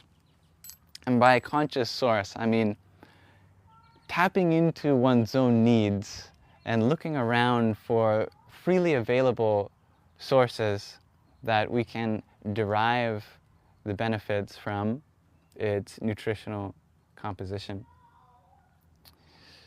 A whole lot of digestion is something that we work up through managing our microbiome. And probably it would be very difficult for a carnivore to transition to eating something more plant-based. Yet, because most plant-based digestion happens because of the microbiome breaking down these things like fiber, I believe it is possible for even a tiger to transition if they were in a position where they could do so. How many animals are in a position to do so? Well, a lot of humans are, and a lot of humans still are in a survival situation, even if they live in the middle of a city. They live in such a way where who has the time to manage a plant food diet to take care of all their nutritional needs? That takes a lot of time. If you know you're eating something that already has enough nutrients to meet the bare minimum, then most people do that. And that makes sense for the situation that they're in. So that's one side of the story, is that if we're in a survival situation, then of course we eat the food that already has the nutrients in it that we can know with very little thought that at least that this system will be maintained for the next while. If we're in a position, or we can develop our environment to allow us to be in a position where we can be more conscious about the things that go into our body, then we can manage our nutrition in a little bit more direct way. And then the conversation switches to the other aspect, which is, what about the ethical principle behind eating other kingdoms of life, besides beings that are very clearly have a certain kind of psychology of their own, like animals? Plants, do they have their own psychology of their own? Of course they do. And if the reason for eating plant-based was to make sure that we're eating things that are free from feeling, then yeah, what could we eat? We could eat a rock, we could eat water, we could breathe air, and that would be about it. The good thing is that eating plants is categorically different from eating animals. Why? Because many plants have evolved to be eaten. You ask the question, has an animal evolved to be eaten? It evolved to eat other things. Many times a plant evolved to be eaten, and a great example of that is fruit. Because by taking a fruit, the tree or bush or whatever produced it is still very much alive. In fact, we might even be helping the plant, because then we can go and deposit the seed somewhere. It passes through our digestive system, and the seed gets all of its microbiome that it might need in its soil, in its future place of resting, to grow. Of course, modern toilets and sewer systems have complicated this whole process, yet evolutionary-wise, certainly. And that's very much true for our species too. And in fact, the greater primate group of life, most primates have some considerable portion of their diet in terms of fruit. Really, we're one of the only groups of life on Earth that actually crave parts of plants that are freely given by plants, namely fruits and nuts and seeds. Of course, there are many other examples too, like birds. Birds love all those things too. Generally, when we harvest some form of plant life, the plant continues to be alive. And the harvesting process itself allows us to propagate more of that plant, and the plant serves its full life cycle. So there is a great categorical distinction in that aspect. Nonetheless, I'm sure as many people who have joined the live stream in the last 20 minutes might be wondering, is this an ethical argument? And actually, I come from a different place than most people that eat plant-based. Most people that eat plant-based do so because of ethical reasons.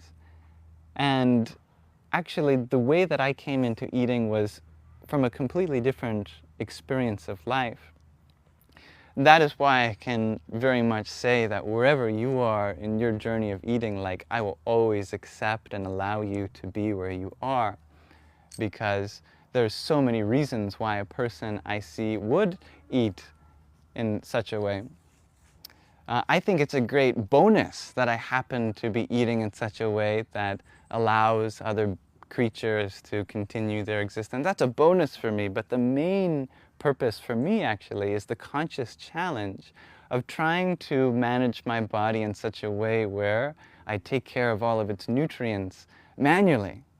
If I can become conscious of that process, if I can learn what sources in nature actually provide these minerals and vitamins and carbohydrates and omegas and what's the other big one, lipids, then that excites me, because then I can very neurodivergently micromanage exactly what allows each organ in each part of my body to feel happy.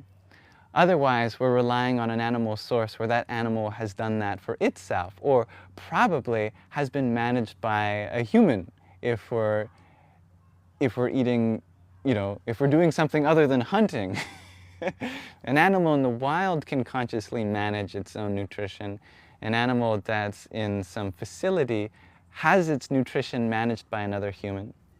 So if it's ultimately humans managing the nutrition and we're only indirectly getting some benefit of that, I think it's a wonderful component of our spiritual path to become conscious of that process and manage it ourselves.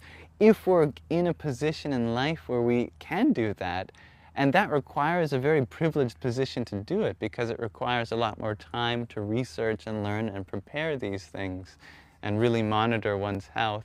We need to be in a position in life where we're free from a survival situation, and that requires a whole lot of other prior steps.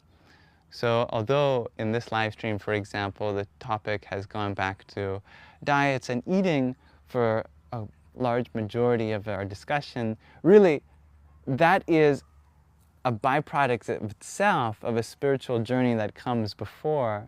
And it's the steps that lead up to that which probably most of us will benefit more immediately from taking care of. That's freeing up the space and time in our life to actually have the ability and energy to care about these things later. Yet, little things along the way help. All right, I know that there have been hundreds of comments since the last comment I referred to, so please allow me to going off on a tangent like that. I hope it's meant to be. Do forgive me if there's all sorts of things that I really want to attend to. I almost wish there were like 10 of me, where I had like 10 heads and 10 sets of arms and whatnot, like all those different statues of gods and goddesses, so I could really be more attentive to everyone equally.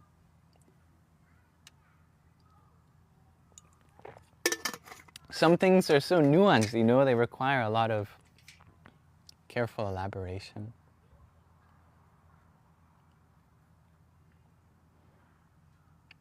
Much love, dear Eva Nora.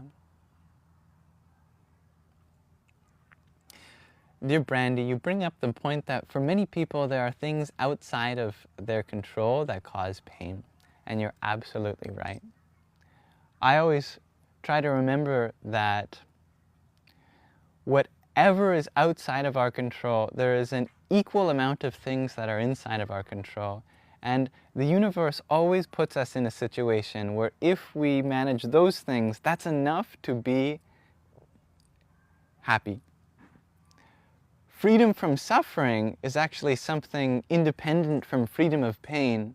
We can be in a painful situation in life and yet be free from suffering. Pain is an experience that happens to us. Suffering is an experience that happens from us. And the difference between pain and suffering, therefore, internally, is whether we use that experience to minimize ourselves, or we use that experience to motivate and challenge ourselves to grow in some way. How we let the situations define us is going to be a huge step in the direction of feeling better about ourselves and feeling happiness. Because the world can do so many things to take certain things away from us. Yet we will always have the ability to choose how we see things. The power of perspective is your sovereignty. You always have your viewpoint. You always have the ability to change one's viewpoint. Even when certain things happen to us that are inevitable, we still have the power to choose how they psychologically affect us.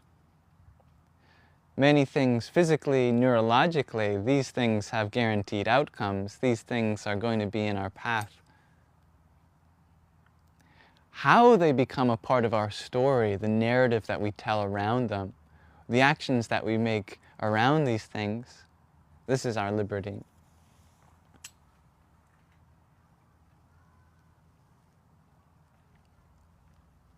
Hello, Siren. You had asked, what is a mantra? That's an excellent question. The word mantra is Sanskrit. It comes from the root man, meaning to think. And it has the suffix tra, which means tool. So a mantra is a tool of thought, literally speaking. It's any kind of idea that can change one's mind. Just as we have physical tools to change and make repairs and create things physically, there are thoughts themselves that are more like tools. And these tools can create experiences for our mind. And if we help the mind grow, we have a better experience of life, because the mind is the intermediary between ourselves and the external world. Generally, a mantra is a sacred utterance. Most mantras are specific sequences of sounds to think about. A great example that everyone knows of is Om, or when we really enunciate it,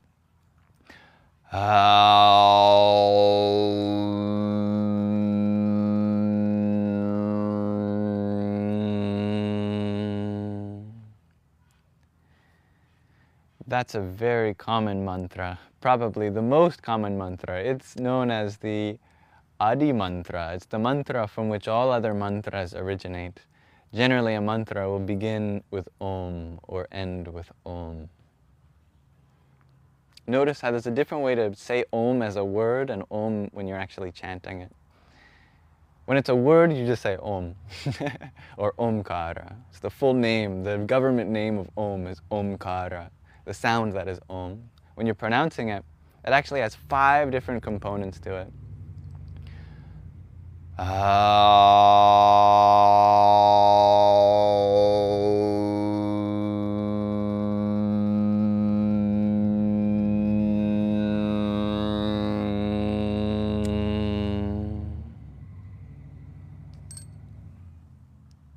Just this one mantra contains all the power of the others.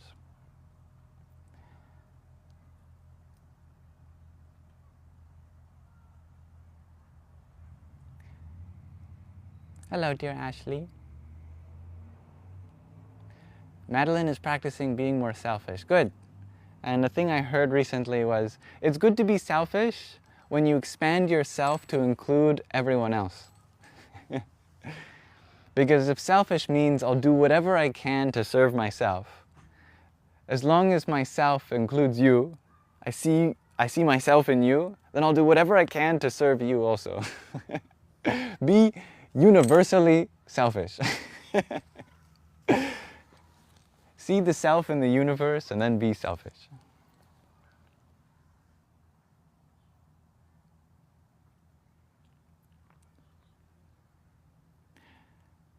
Albert, you had asked, how do you change yourself? Or how did I change myself? The self is the one that changes ultimately. Or let me rephrase that in a way that's more grammatically clear. The self that is the eternal self, the highest self, the self that you have been yesterday, the self that you will be tomorrow, the self that you were when you were a baby, that ever-shining, unique witness of life, that always remains the same. There's a part of you that has always felt the same. You could be 100 years old, and still the same part of you that shone through the eyes of yourself when you were a baby, that is eternal. Can that be changed? It is the thing that enables change for all other components that pour from that self. Our mind and our body. So it's an internal to external process. From that higher self, we go and make adjustments to the outpour of consciousness that we are. So it starts with very, very high abstract things like our recollections, our introspections, our memories, our belief systems, our ideologies. These are the first descendants of that higher self. Very abstract. Then these things become more visceral feelings, thoughts, emotions, senses, body, world, if it all comes from within, then we have to start from a very internal or high place. That requires a very deep shift in our personality, you could say. That requires a great reanalysis of what we wish to do, how we wish to be. How do we do that? We need time to do that. We need time to reflect on our life. And then we need the tools to put that into use, mental tools and physical tools to put that into use. Mental tools includes knowledge and systems of thinking that cultivate the decisions that your higher self knows is in alignment with your purpose. That requires your intellect holding on to the highest knowledge that you know of. What is the most powerful thought you can think of? Keep that in mind. Let that be your tool to decide what actions to make.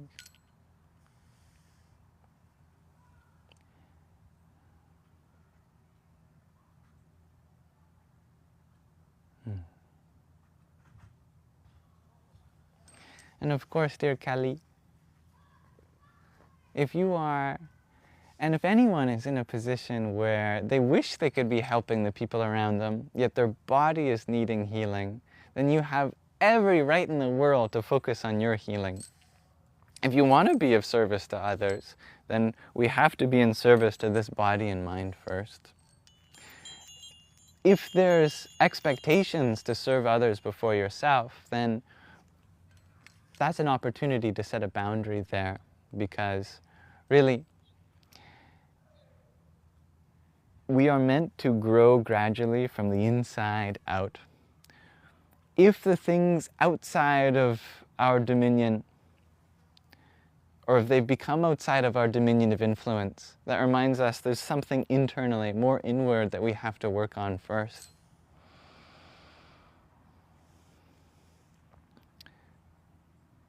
For those that take care of their mind, the body's care naturally follows. For those that take care of their body, their loved ones naturally follow. For those that take care of their loved ones, their environment naturally follows. For those that take care of their immediate environment, their community naturally follows. And it grows like that. We want to change the world, that's wonderful.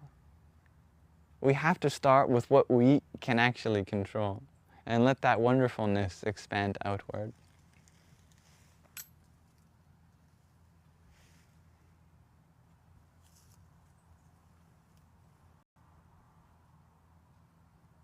Namaste, dear Andrew. Mermaid, you had shared that you were very spiritually connected to your hair. There's a great connection between our hair and our thoughts. There's a reason it comes from the top of our head. If someone is very stressed, you can see it happen on their hairline or the color of their hair.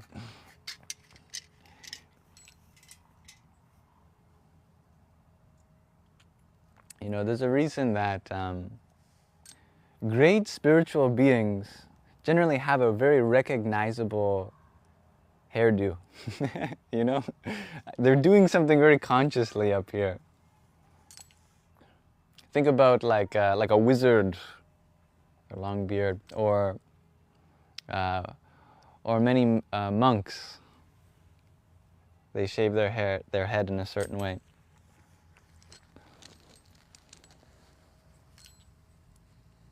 Dear Rita, you had sent a heart me a while ago. Allow me to thank you for that. Here's lavender for you.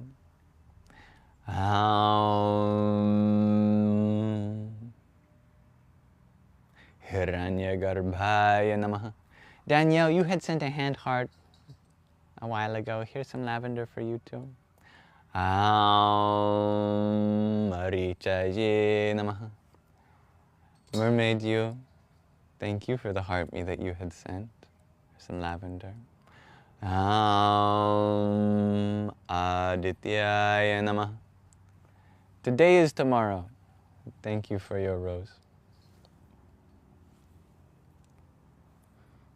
Smells very lovely. Let me get you a bigger piece of lavender for you. Savitri Namaha. David, you had asked, do I work with the chakras? There are certainly times to do that. Yeah.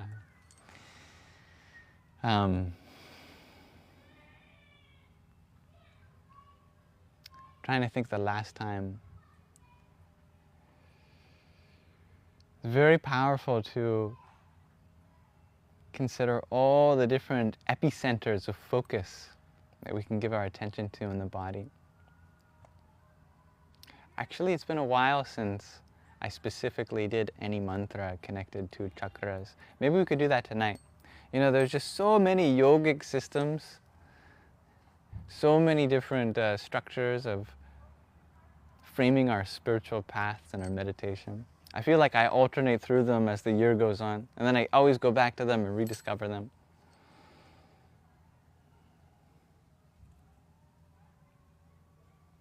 Thank you, today is tomorrow again, for the roses you had sent. Stevie G, you had asked about telling you more about needing to cover your head for protection. It's an optional thing, you know. We could say it's a need. It's like if you find that your mind is very sensitive, especially during vulnerable periods of your life, or even during sleep, which is very vulnerable, then one thing you can do is have something over your head. You know, this is why many spiritual traditions put something over their head too. Either they put their hair in a top knot like this, or they cover it up in some way. Because there's a lot of sensitive energy up here. If you think about it, our spine is like an antenna, and it goes all the way up to here, where the most powerful and electromagnetically sensitive part of that antenna is. And there's a certain kind of directionality to it, where because the way that the current flows up and down the spine, we have to be careful of what's immediately above the head and what's immediately below our butt. Making sure that what's beneath us is stable and what's above us is stable. Stable means that in some sense it feels held in place. It's a kind of like insulation for this very sensitive creation. I mean, what other system in this world do you know of that can channel consciousness other than forms of life, especially in a very way like the human being? And if there's any part of our body that we can point to that's responsible for that, for channeling the awareness of the universe unto itself, it's our spine. That's true externally as it is true internally. We need to make sure that our neurons are myelinated. Otherwise, all sorts of short-circuiting can happen between our neurons. The myelination is like the jelly layer of fat that's around each neuron that keeps all the communication on the neurons insulated. And on the neuron that it's meant to be traveling on, I really want people to take care of their myelination on the neurons, because otherwise it can lead to anxiety. If you notice, a lot of people who are anxious tend to be on the side of the spectrum of body shapes and sizes where they're getting less fat in their diet than they actually need. That happened to me, for example. If you get one of those scales that can measure your percentage of fat, I did, and I saw that my percentage of fat was low to the point that you have to start wondering if your myelination on your neurons is enough so that the electrical impulses in your brain and your nervous system are actually properly insulated. So what I've done is I've actually done something different than what most diets tell you is I've upped the amount of fat that I get in my diet. And that's to ensure that my neurons are nicely myelinated, that I'm insulating my nervous system. And that includes healthy fats too. Especially the essential fats, ones that we have to get, that are like the vitamins of the fat world. And that is the omegas, specifically omega-3s. Make sure when one is getting their omega-3s.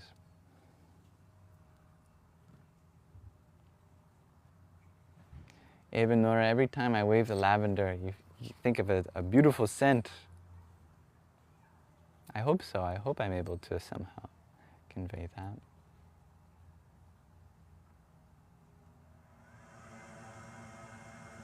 Even Nora, your neighbor grows a huge lavender bush and you get to walk past every day. It smells divine. Oh, how lovely. Mermaid, you had asked, how did I come to my spirituality? How did I learn all this and all this wisdom? Is it wisdom? That's for you to experience yourself. If it is true, then that's a truth that's within you also. We can look for others to only reflect what's already inside us. Otherwise, that's something I'm still learning. We all come into our spiritual paths very uniquely, right? Every one of us probably has a whole myriad of stories to tell of how certain things came to be. Always in places that are spontaneous and surprising, places that wake us up, as it were. When we did something new, when we went out of our comfort zone. And I'm still learning every day. Creature, you share, you have so many mosquito bites, you think they like you too much. That means you got good blood.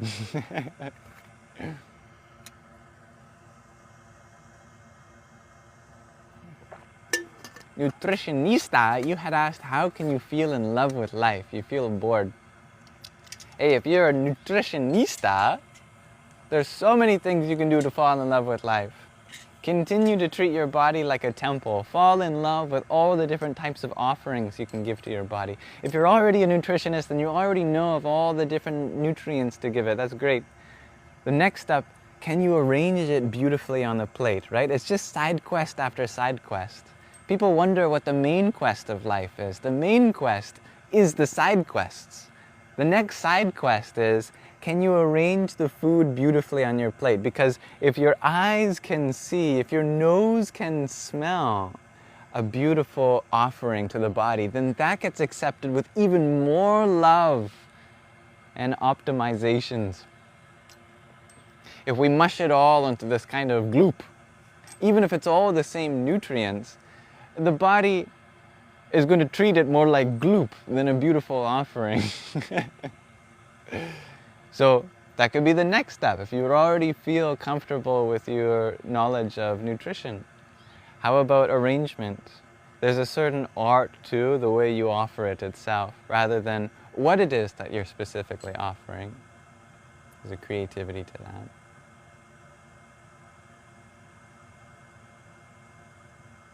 Goose, you had asked why does something I said make you feel a certain way? I assume it was a mantra I had chanted at that point in time. Forgive me for having such time passed since I chanted that mantra, whatever it was, I assume, and acknowledging this comment. All these mantras are various invocations of the divine in some way.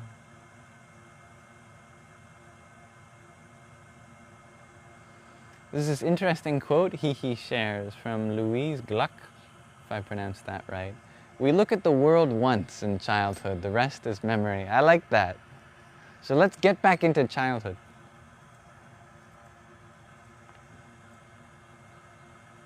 You feel like you're trying to fight that all the time, trying to see everything all the time.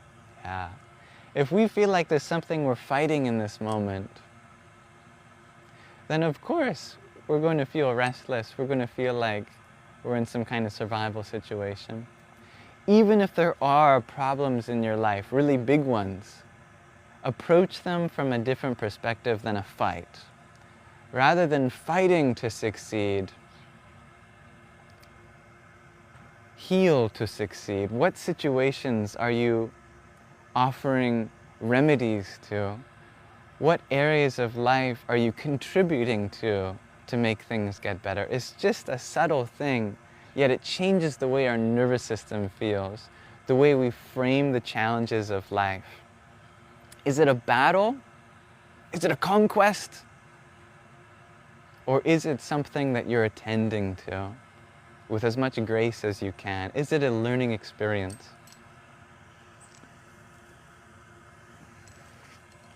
Much love, Evanora. Grisha, you had asked, why do people put so much emphasis on dating? I know, right? Yeah, that's a very good question. We live in a society where one of the few methods of attaining some sort of happiness that seems to be guaranteed, at least, is finding some sort of romantic love.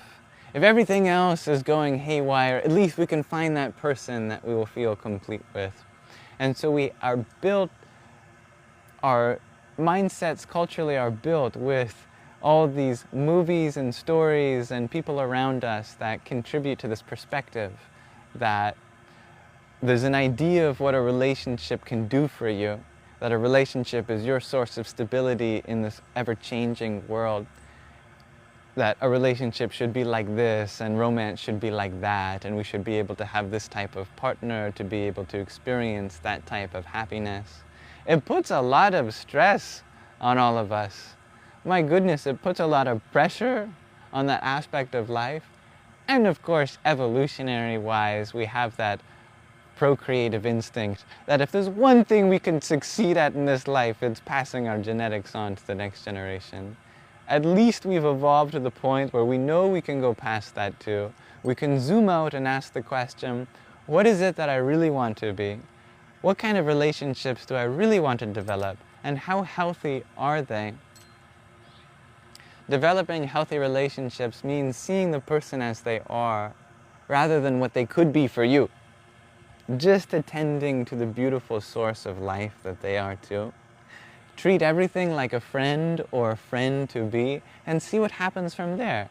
Be in the moment. We could be thinking of what they could be for us in the future, then we're only thinking of an idea within our own mind.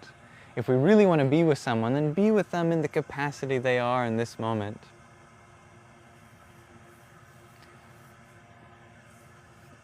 I really do believe that being friend-zoned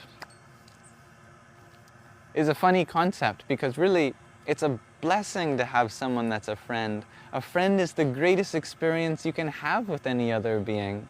All relationships are built on friendship. Whether it's a good relationship with your boss at work, if you have a boss, a good relationship with your parents, your family, a good relationship with your pets, a good relationship with your garden, a good relationship with your significant other. Friendship is the basis. Friendship is the foundation. Everything else grows on it. Everything else is an ultimate expression of that friendship based on what boundaries you have and what you choose to get to experience together. What more is there than that?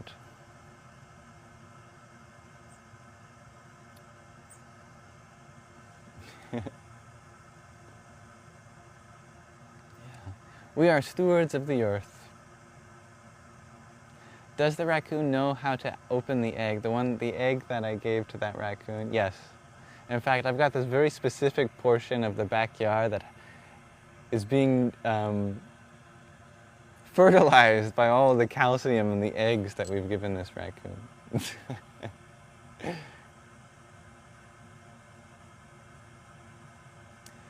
Dear TSH, you ask if I'm doing okay. It looks like I've lost a lot of weight. Well, thank you for caring. Actually, I've been taking really good care of my body. Yes, I make sure that I get enough food. I eat 3 meals a day. And I have a really high metabolism.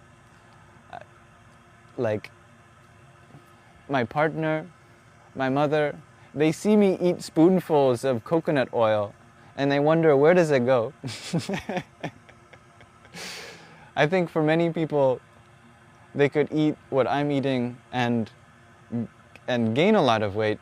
I'm actually surprised at how much I eat.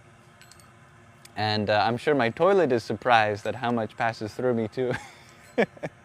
And I know that I'm getting nutrition, my body is happy. Yeah, I'm just someone who has a very high metabolism, and I'm actually gaining weight. If we look at the graph of my life over time, very slowly I'm building up a body that is bigger and bigger, which is good. I know it's kind of hard to see because even what I have for muscle is smaller than what most people have for muscle. I'm mostly muscle. Mind you, what mostly muscle for me is only this much. And usually I wear shirts that are a lot bigger on me. I think about that when I wear this t-shirt because it's really well fitting. I think, oh my goodness, people are always gonna ask if I'm eating enough. And I guess I'm right, wearing this shirt and getting that question on this live. I'm okay, thank you for asking. I love food, I love nourishing this body. I try to eat as much as I can.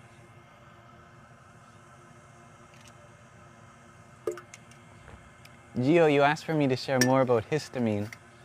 I'm still learning lots about histamine. One thing is that I actually just recorded a video. I'm going to post this on my Instagram reels later. One of the things that trigger a histamine response is, of course, pollen or allergies we get from the air, hay, things like that. Flushing out your nose is such a big thing. There's a certain yogic way to do it where you put water into the mouth and then you shoot water out of your nose, and it has to be prepared in a certain way. So I made a video about how to prepare that. It's a little difficult to do. It's kind of like the neti pods that go up one nostril and out the other. The issue with that is we're still splashing water back in one direction, which can build up there, and we're kind of praying that it goes out the other nostril, yet it can go down our throat. And the best solution is if we can somehow externalize all the pollen, and all the stuff that's gotten into our nose like this way, rather than any of it coming back in, even if part of it goes in and part of it goes out. If it all comes out, well, there's a method to do that, an ancient yogic technique where you prepare water in a certain way, prepare your mouth in a certain way, and then you shoot the water out your nose. And I did that this morning, and it's so cleansing. Whatever allergies I had before, however much I was sneezing, my eyes were itchy, it's completely cleared up, like immediately after cleansing like that. That takes practice though, and you can see that video hopefully later tonight. Put it on my Instagram, called Jala Neti, which literally means water, not there.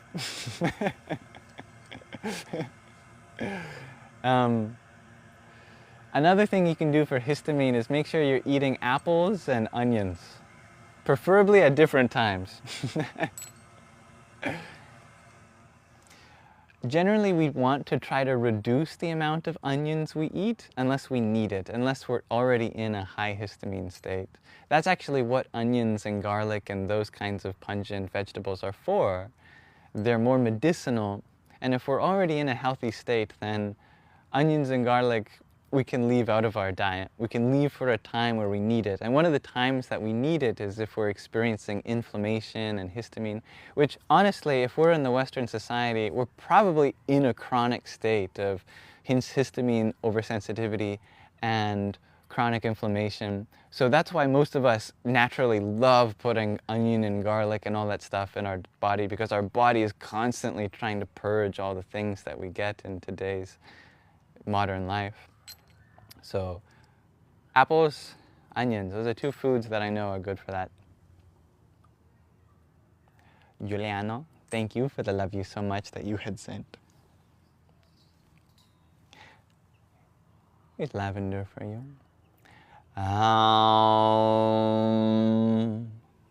Arkaya Namaha. Creature you share makes it hard to be healthy when fruit and vegetables are covered with pesticides. That's one of the most challenging parts about eating a plant-based diet. One of the best things you can do is try to shop locally, try to grow your own food if you can, go to farmers markets. as much as you can, try to shop organic, although how much that means is a good question, especially even if the fields are next to each other. One crop could be pesticide-free, yet the field over has pesticides and they can leach into the soil, it gets in the air, so that's a whole thing. The least we could do is wash our food. Make sure that whatever we get, we wash it before we eat it. And make sure, because however healthy we eat, we are going to accumulate toxins, including from our food, but also including from our natural metabolic processes. So make sure we're doing certain types of detoxes too, like sweating. Get your body to sweat. Make sure we're really cleansing our body too. Sanitation is incredibly important. Beyond just like a social norm to be clean, cleaning yourself is how we, because our body's always pushing stuff out that's already been served its purpose. So cleaning is what takes that off of our body too. Giuliano, you had sent a hey there too. Allow me to give you another lavender. Bhaskaraya namaha.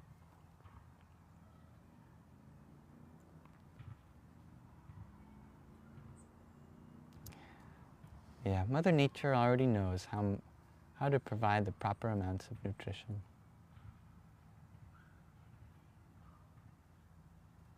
Grace P., you had sent 11 roses. Allow me to thank you for these. Kameshwaraya namaha. Gratitude for Stevie G for being here.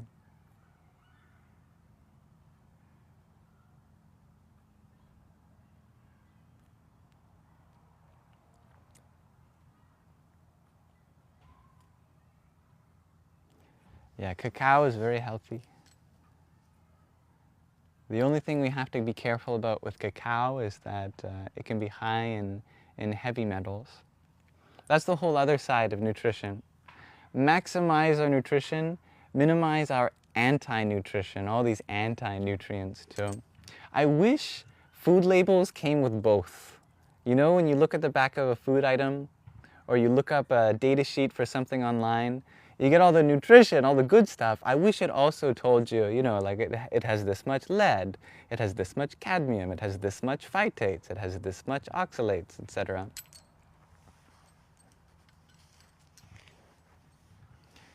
We try to get at or above our daily value for our nutrients. We try to get, you know, below our body's tolerance or as minimum as possible for our anti-nutrients. Tattvamasi, thank you for the tree of roses you had sent earlier. Bhagamaurinyai namaha. Oh, and that's a good reminder, dear Draven. If you use turmeric, use pepper to activate the turmeric. Yes, they definitely go together. Barney, you had asked, is there a meat that we should eat? Well, we could say that eating is should this, should that, should eat this, should stay away from that. A diet for me is, because then that becomes a judgmental thing. I want to go beyond judgment. It's about just being mindful of what's in food and how it affects your body, and take care of your body that way. I eat plant-based, yet if you eat animal-based, that's perfectly okay with me. I also want you to make sure that you're getting as best of animal products as possible. For my body, I want to make sure I'm getting as best of plant-based. If you're eating animal products, I want you to make sure that you're getting animals that have been treated as best as they can, right? Raised on a farm, rather than being in this dense facility where they're pumped full of antibiotics and they're giving food that is poisonous to even them. Make sure you get animal products of an animal that was as healthy as possible, taken care of as best that it can too. So that's like the free-range stuff, that's the grass-fed stuff. Generally, chicken and beef are going to be the best meats for someone who eats an animal-based diet.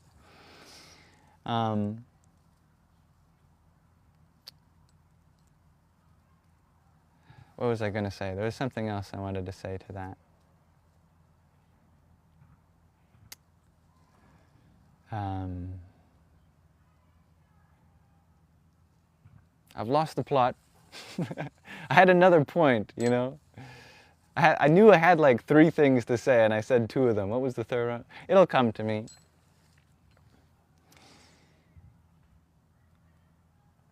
Anyway, yeah, try to eat as best as you can, whether you're an animal-based diet or a plant-based diet like myself. Just make sure that you're eating as best sources of food as you can. You know, spend money on food. Spend money on good food. Like, if there's a place for you to really spend a lot of money, it's as best food as you can. Think of how much money you spend on processed food, how much chips one might buy in a week, or cookies, or crackers, or pop, or restaurants. And imagine if you only bought the best foods that you can. It would be super nourishing. See, what's really nice is it's actually in many ways cheaper to buy really nice foods through a bit of girl math, through a bit of divine feminine math. See, most whole foods are free from any tax. It's the grocery items in the grocery department that generally have the tax. Foods that are in the produce department, the meat department, the frozen department, generally, they actually are free from tax. So whatever the price says in the West, that's the price you pay, which is great. If you want to be free from taxes, eat whole foods. Because those taxes add up, right? Also, when you're eating really well whole foods, you can actually lower your portion, because we generally eat so much of other foods because our body sends the signal we have to get any nutritional benefit from it. Over processed foods, they have like what minerals, what vitamins, a very small amount. Some of the hunger signals we get to eat so much junk food is because we have to eat that much junk food to get just as little vitamin C or whatever for our body to be happy. If you're eating food that already is packed full as possible of vitamins and minerals, then even smaller portions, our body feels happy, our body runs cleaner. And of course, there's all these downstream expenses that we save from too. Think about how much we spend on painkillers and medication and health bills, and how much time we spend in the washroom that takes us away from the things we are meant to do. One of the best investments for your health, therefore, and actually in many ways can save money, especially down the line in terms of your health, is to spend the money on best food as you can. You know, yes, healthy food is generally expensive. You know, organic food is really expensive. Local food is really expensive. It's true. Yet you're worth it. Your body deserves the best of the best of the best of the best. Treat it like the goddess that it is. You know, Mother Earth has come here. You want to spoil her. You want to spoil the goddess of Mother Earth that is your body. Treat her and she shall treat you right. Also, you almost be inspired by the luxury that you give your body. If you're choosing between 2 foods and one is much better for you and it's more pricier, you'd be like, yeah, this is the abundance that I'm giving my body.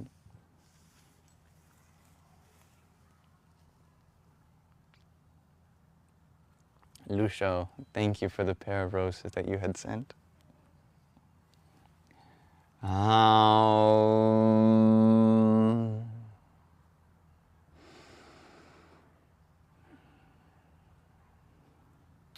Nitya Klinaya Namaha. BTB Cupcake, you asked, do I filter my water? I really should start doing that again. Actually, I was very grateful for my partner. I had bought her a water distiller. One of the things she said to me early on in my relationship is that a mistake that her past partner made, and you always want to listen to that closely. If ever your partner talks about a mistake that their past partner makes, you go, okay, I'm listening, you know. I want to be a better version of all the love you've had thus far in your life. And she said that her past partner would always bring her water, because she's very particular about the water. So her past partner would always get her the best water bottles, or bottled water. And I thought, okay. And then one day, I guess, that he stopped doing that, and it started to seem like an inconvenience for him. And it broke her heart, you know, because girls make note of these things. They want to be treated like a goddess too, because they are. All women are goddesses, right? And they make note of the ways that you treat them like a goddess. And if ever that changes, they know that their goddesshood is to go elsewhere. So I thought about that. I thought, how can I do that for her? I thought, you know, I could get bottled water for her, really nice water for her, or we could invest in our own setup. So I did buy a distiller for her, and she was making that for us. I think it takes time to make every day, so she's taken a break from that, rightly so, you know. Can I expect her to always do that for the both of us? I certainly leave her to do that in the time that she wants to do. And so I should really take that on myself. The next step I should do as a partner is do that for her and her and I. Another thing you can do is have it in pure vessels like copper. Pure metals are naturally antimicrobial. That's one nice thing about it. Distilling your water and then manually remineralizing it is one of the best things you could do. I think I just accidentally transitioned a mosquito to their next life. I see my own blood on my arm. I think I may have squashed a poor mosquito. I'm sorry. I love you. I know that you're just a mother wanting to feed your young.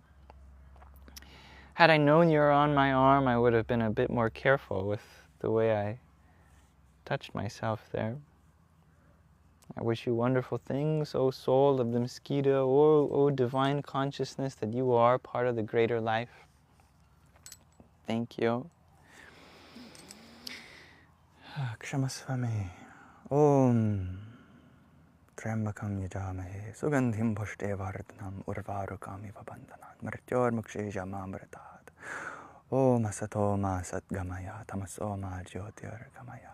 Mrityor ma mritangamaya. Om shanti shanti shanti. Om namah shivaya.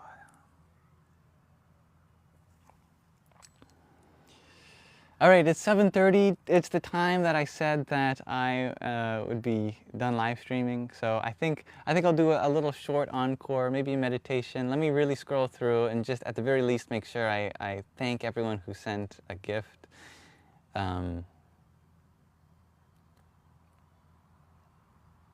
Your gratitude is appreciated. I want to reflect that back to you. Trisha, you had sent a heart me. Let me thank you for that heart me, Trisha.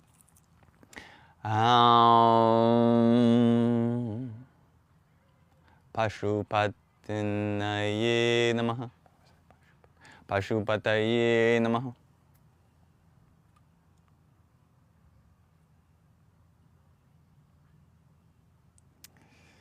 Much love, love, love, love, love. Only love. So many comments. Thank you. I wish I could attend to all of them. Kelly James, thank you for the heart me that you had sent. Bhairundaye namaha. Rock Vision, you had sent a heart me. Thank you for that.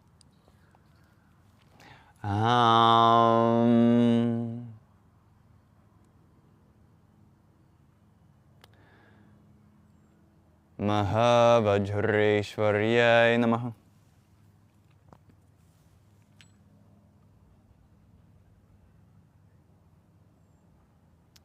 Scrolling. Greggy the Jam Man, you had sent an octet of Go Populars and a heart me. I thank you. Vahnivasinyaye namaha. Trisha Taco, thank you for the 20 roses you said, or Toko, is that your last name? Trisha, anyway, thank you. Here's some lavender for you.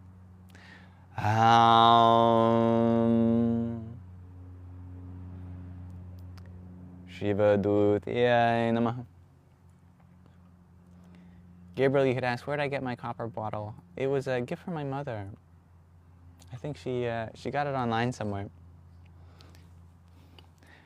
Dear Celine, thank you for the heart me you had sent.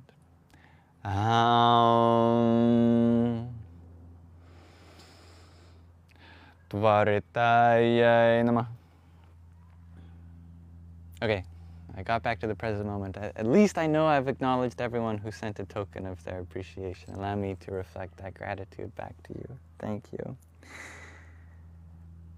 Anything like that is more than anything I could ask for. All I ask is to be able to be here with you, and I'm so grateful for even that. Thank you, everyone, for allowing me to be a part of the space with you.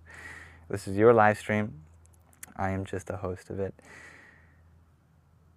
Thank you. It's about time to go in. The mosquitoes are coming out. Why don't we end with a short meditation? And I can move slightly to a space where there are going to be less mosquitoes. I know that during the meditation, my blood will be spared and more mosquitoes' lives will be spared as well.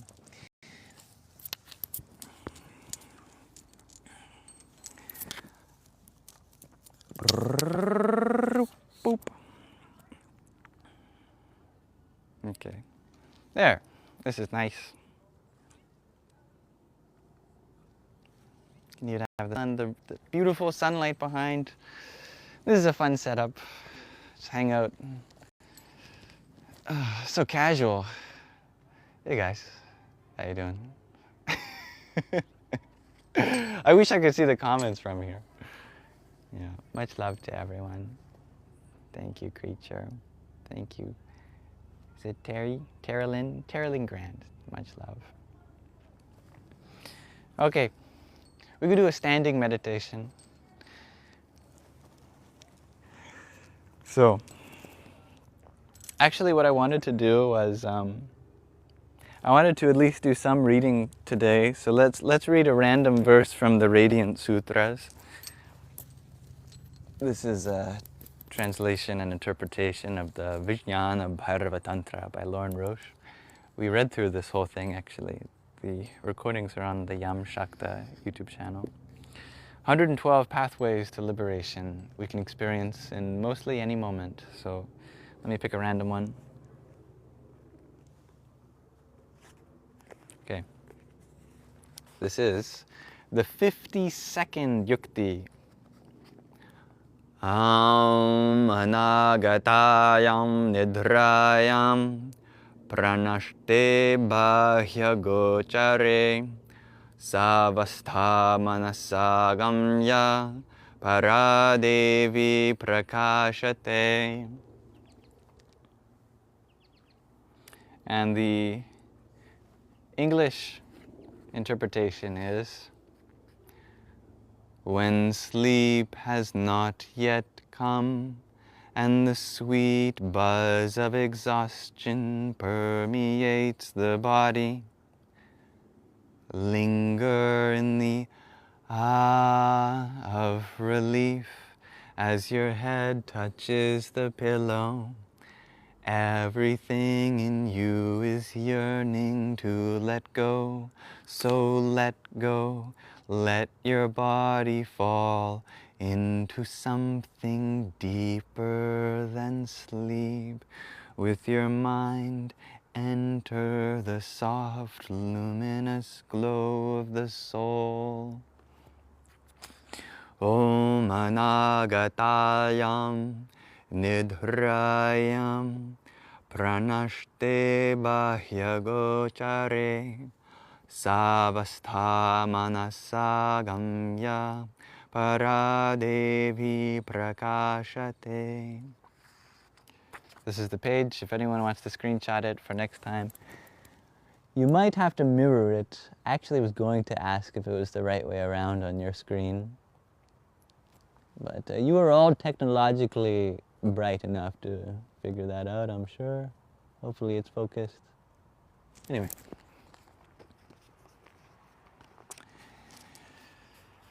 That's the 75th verse from the Vijnana Bhairava Tantra. It's so ancient.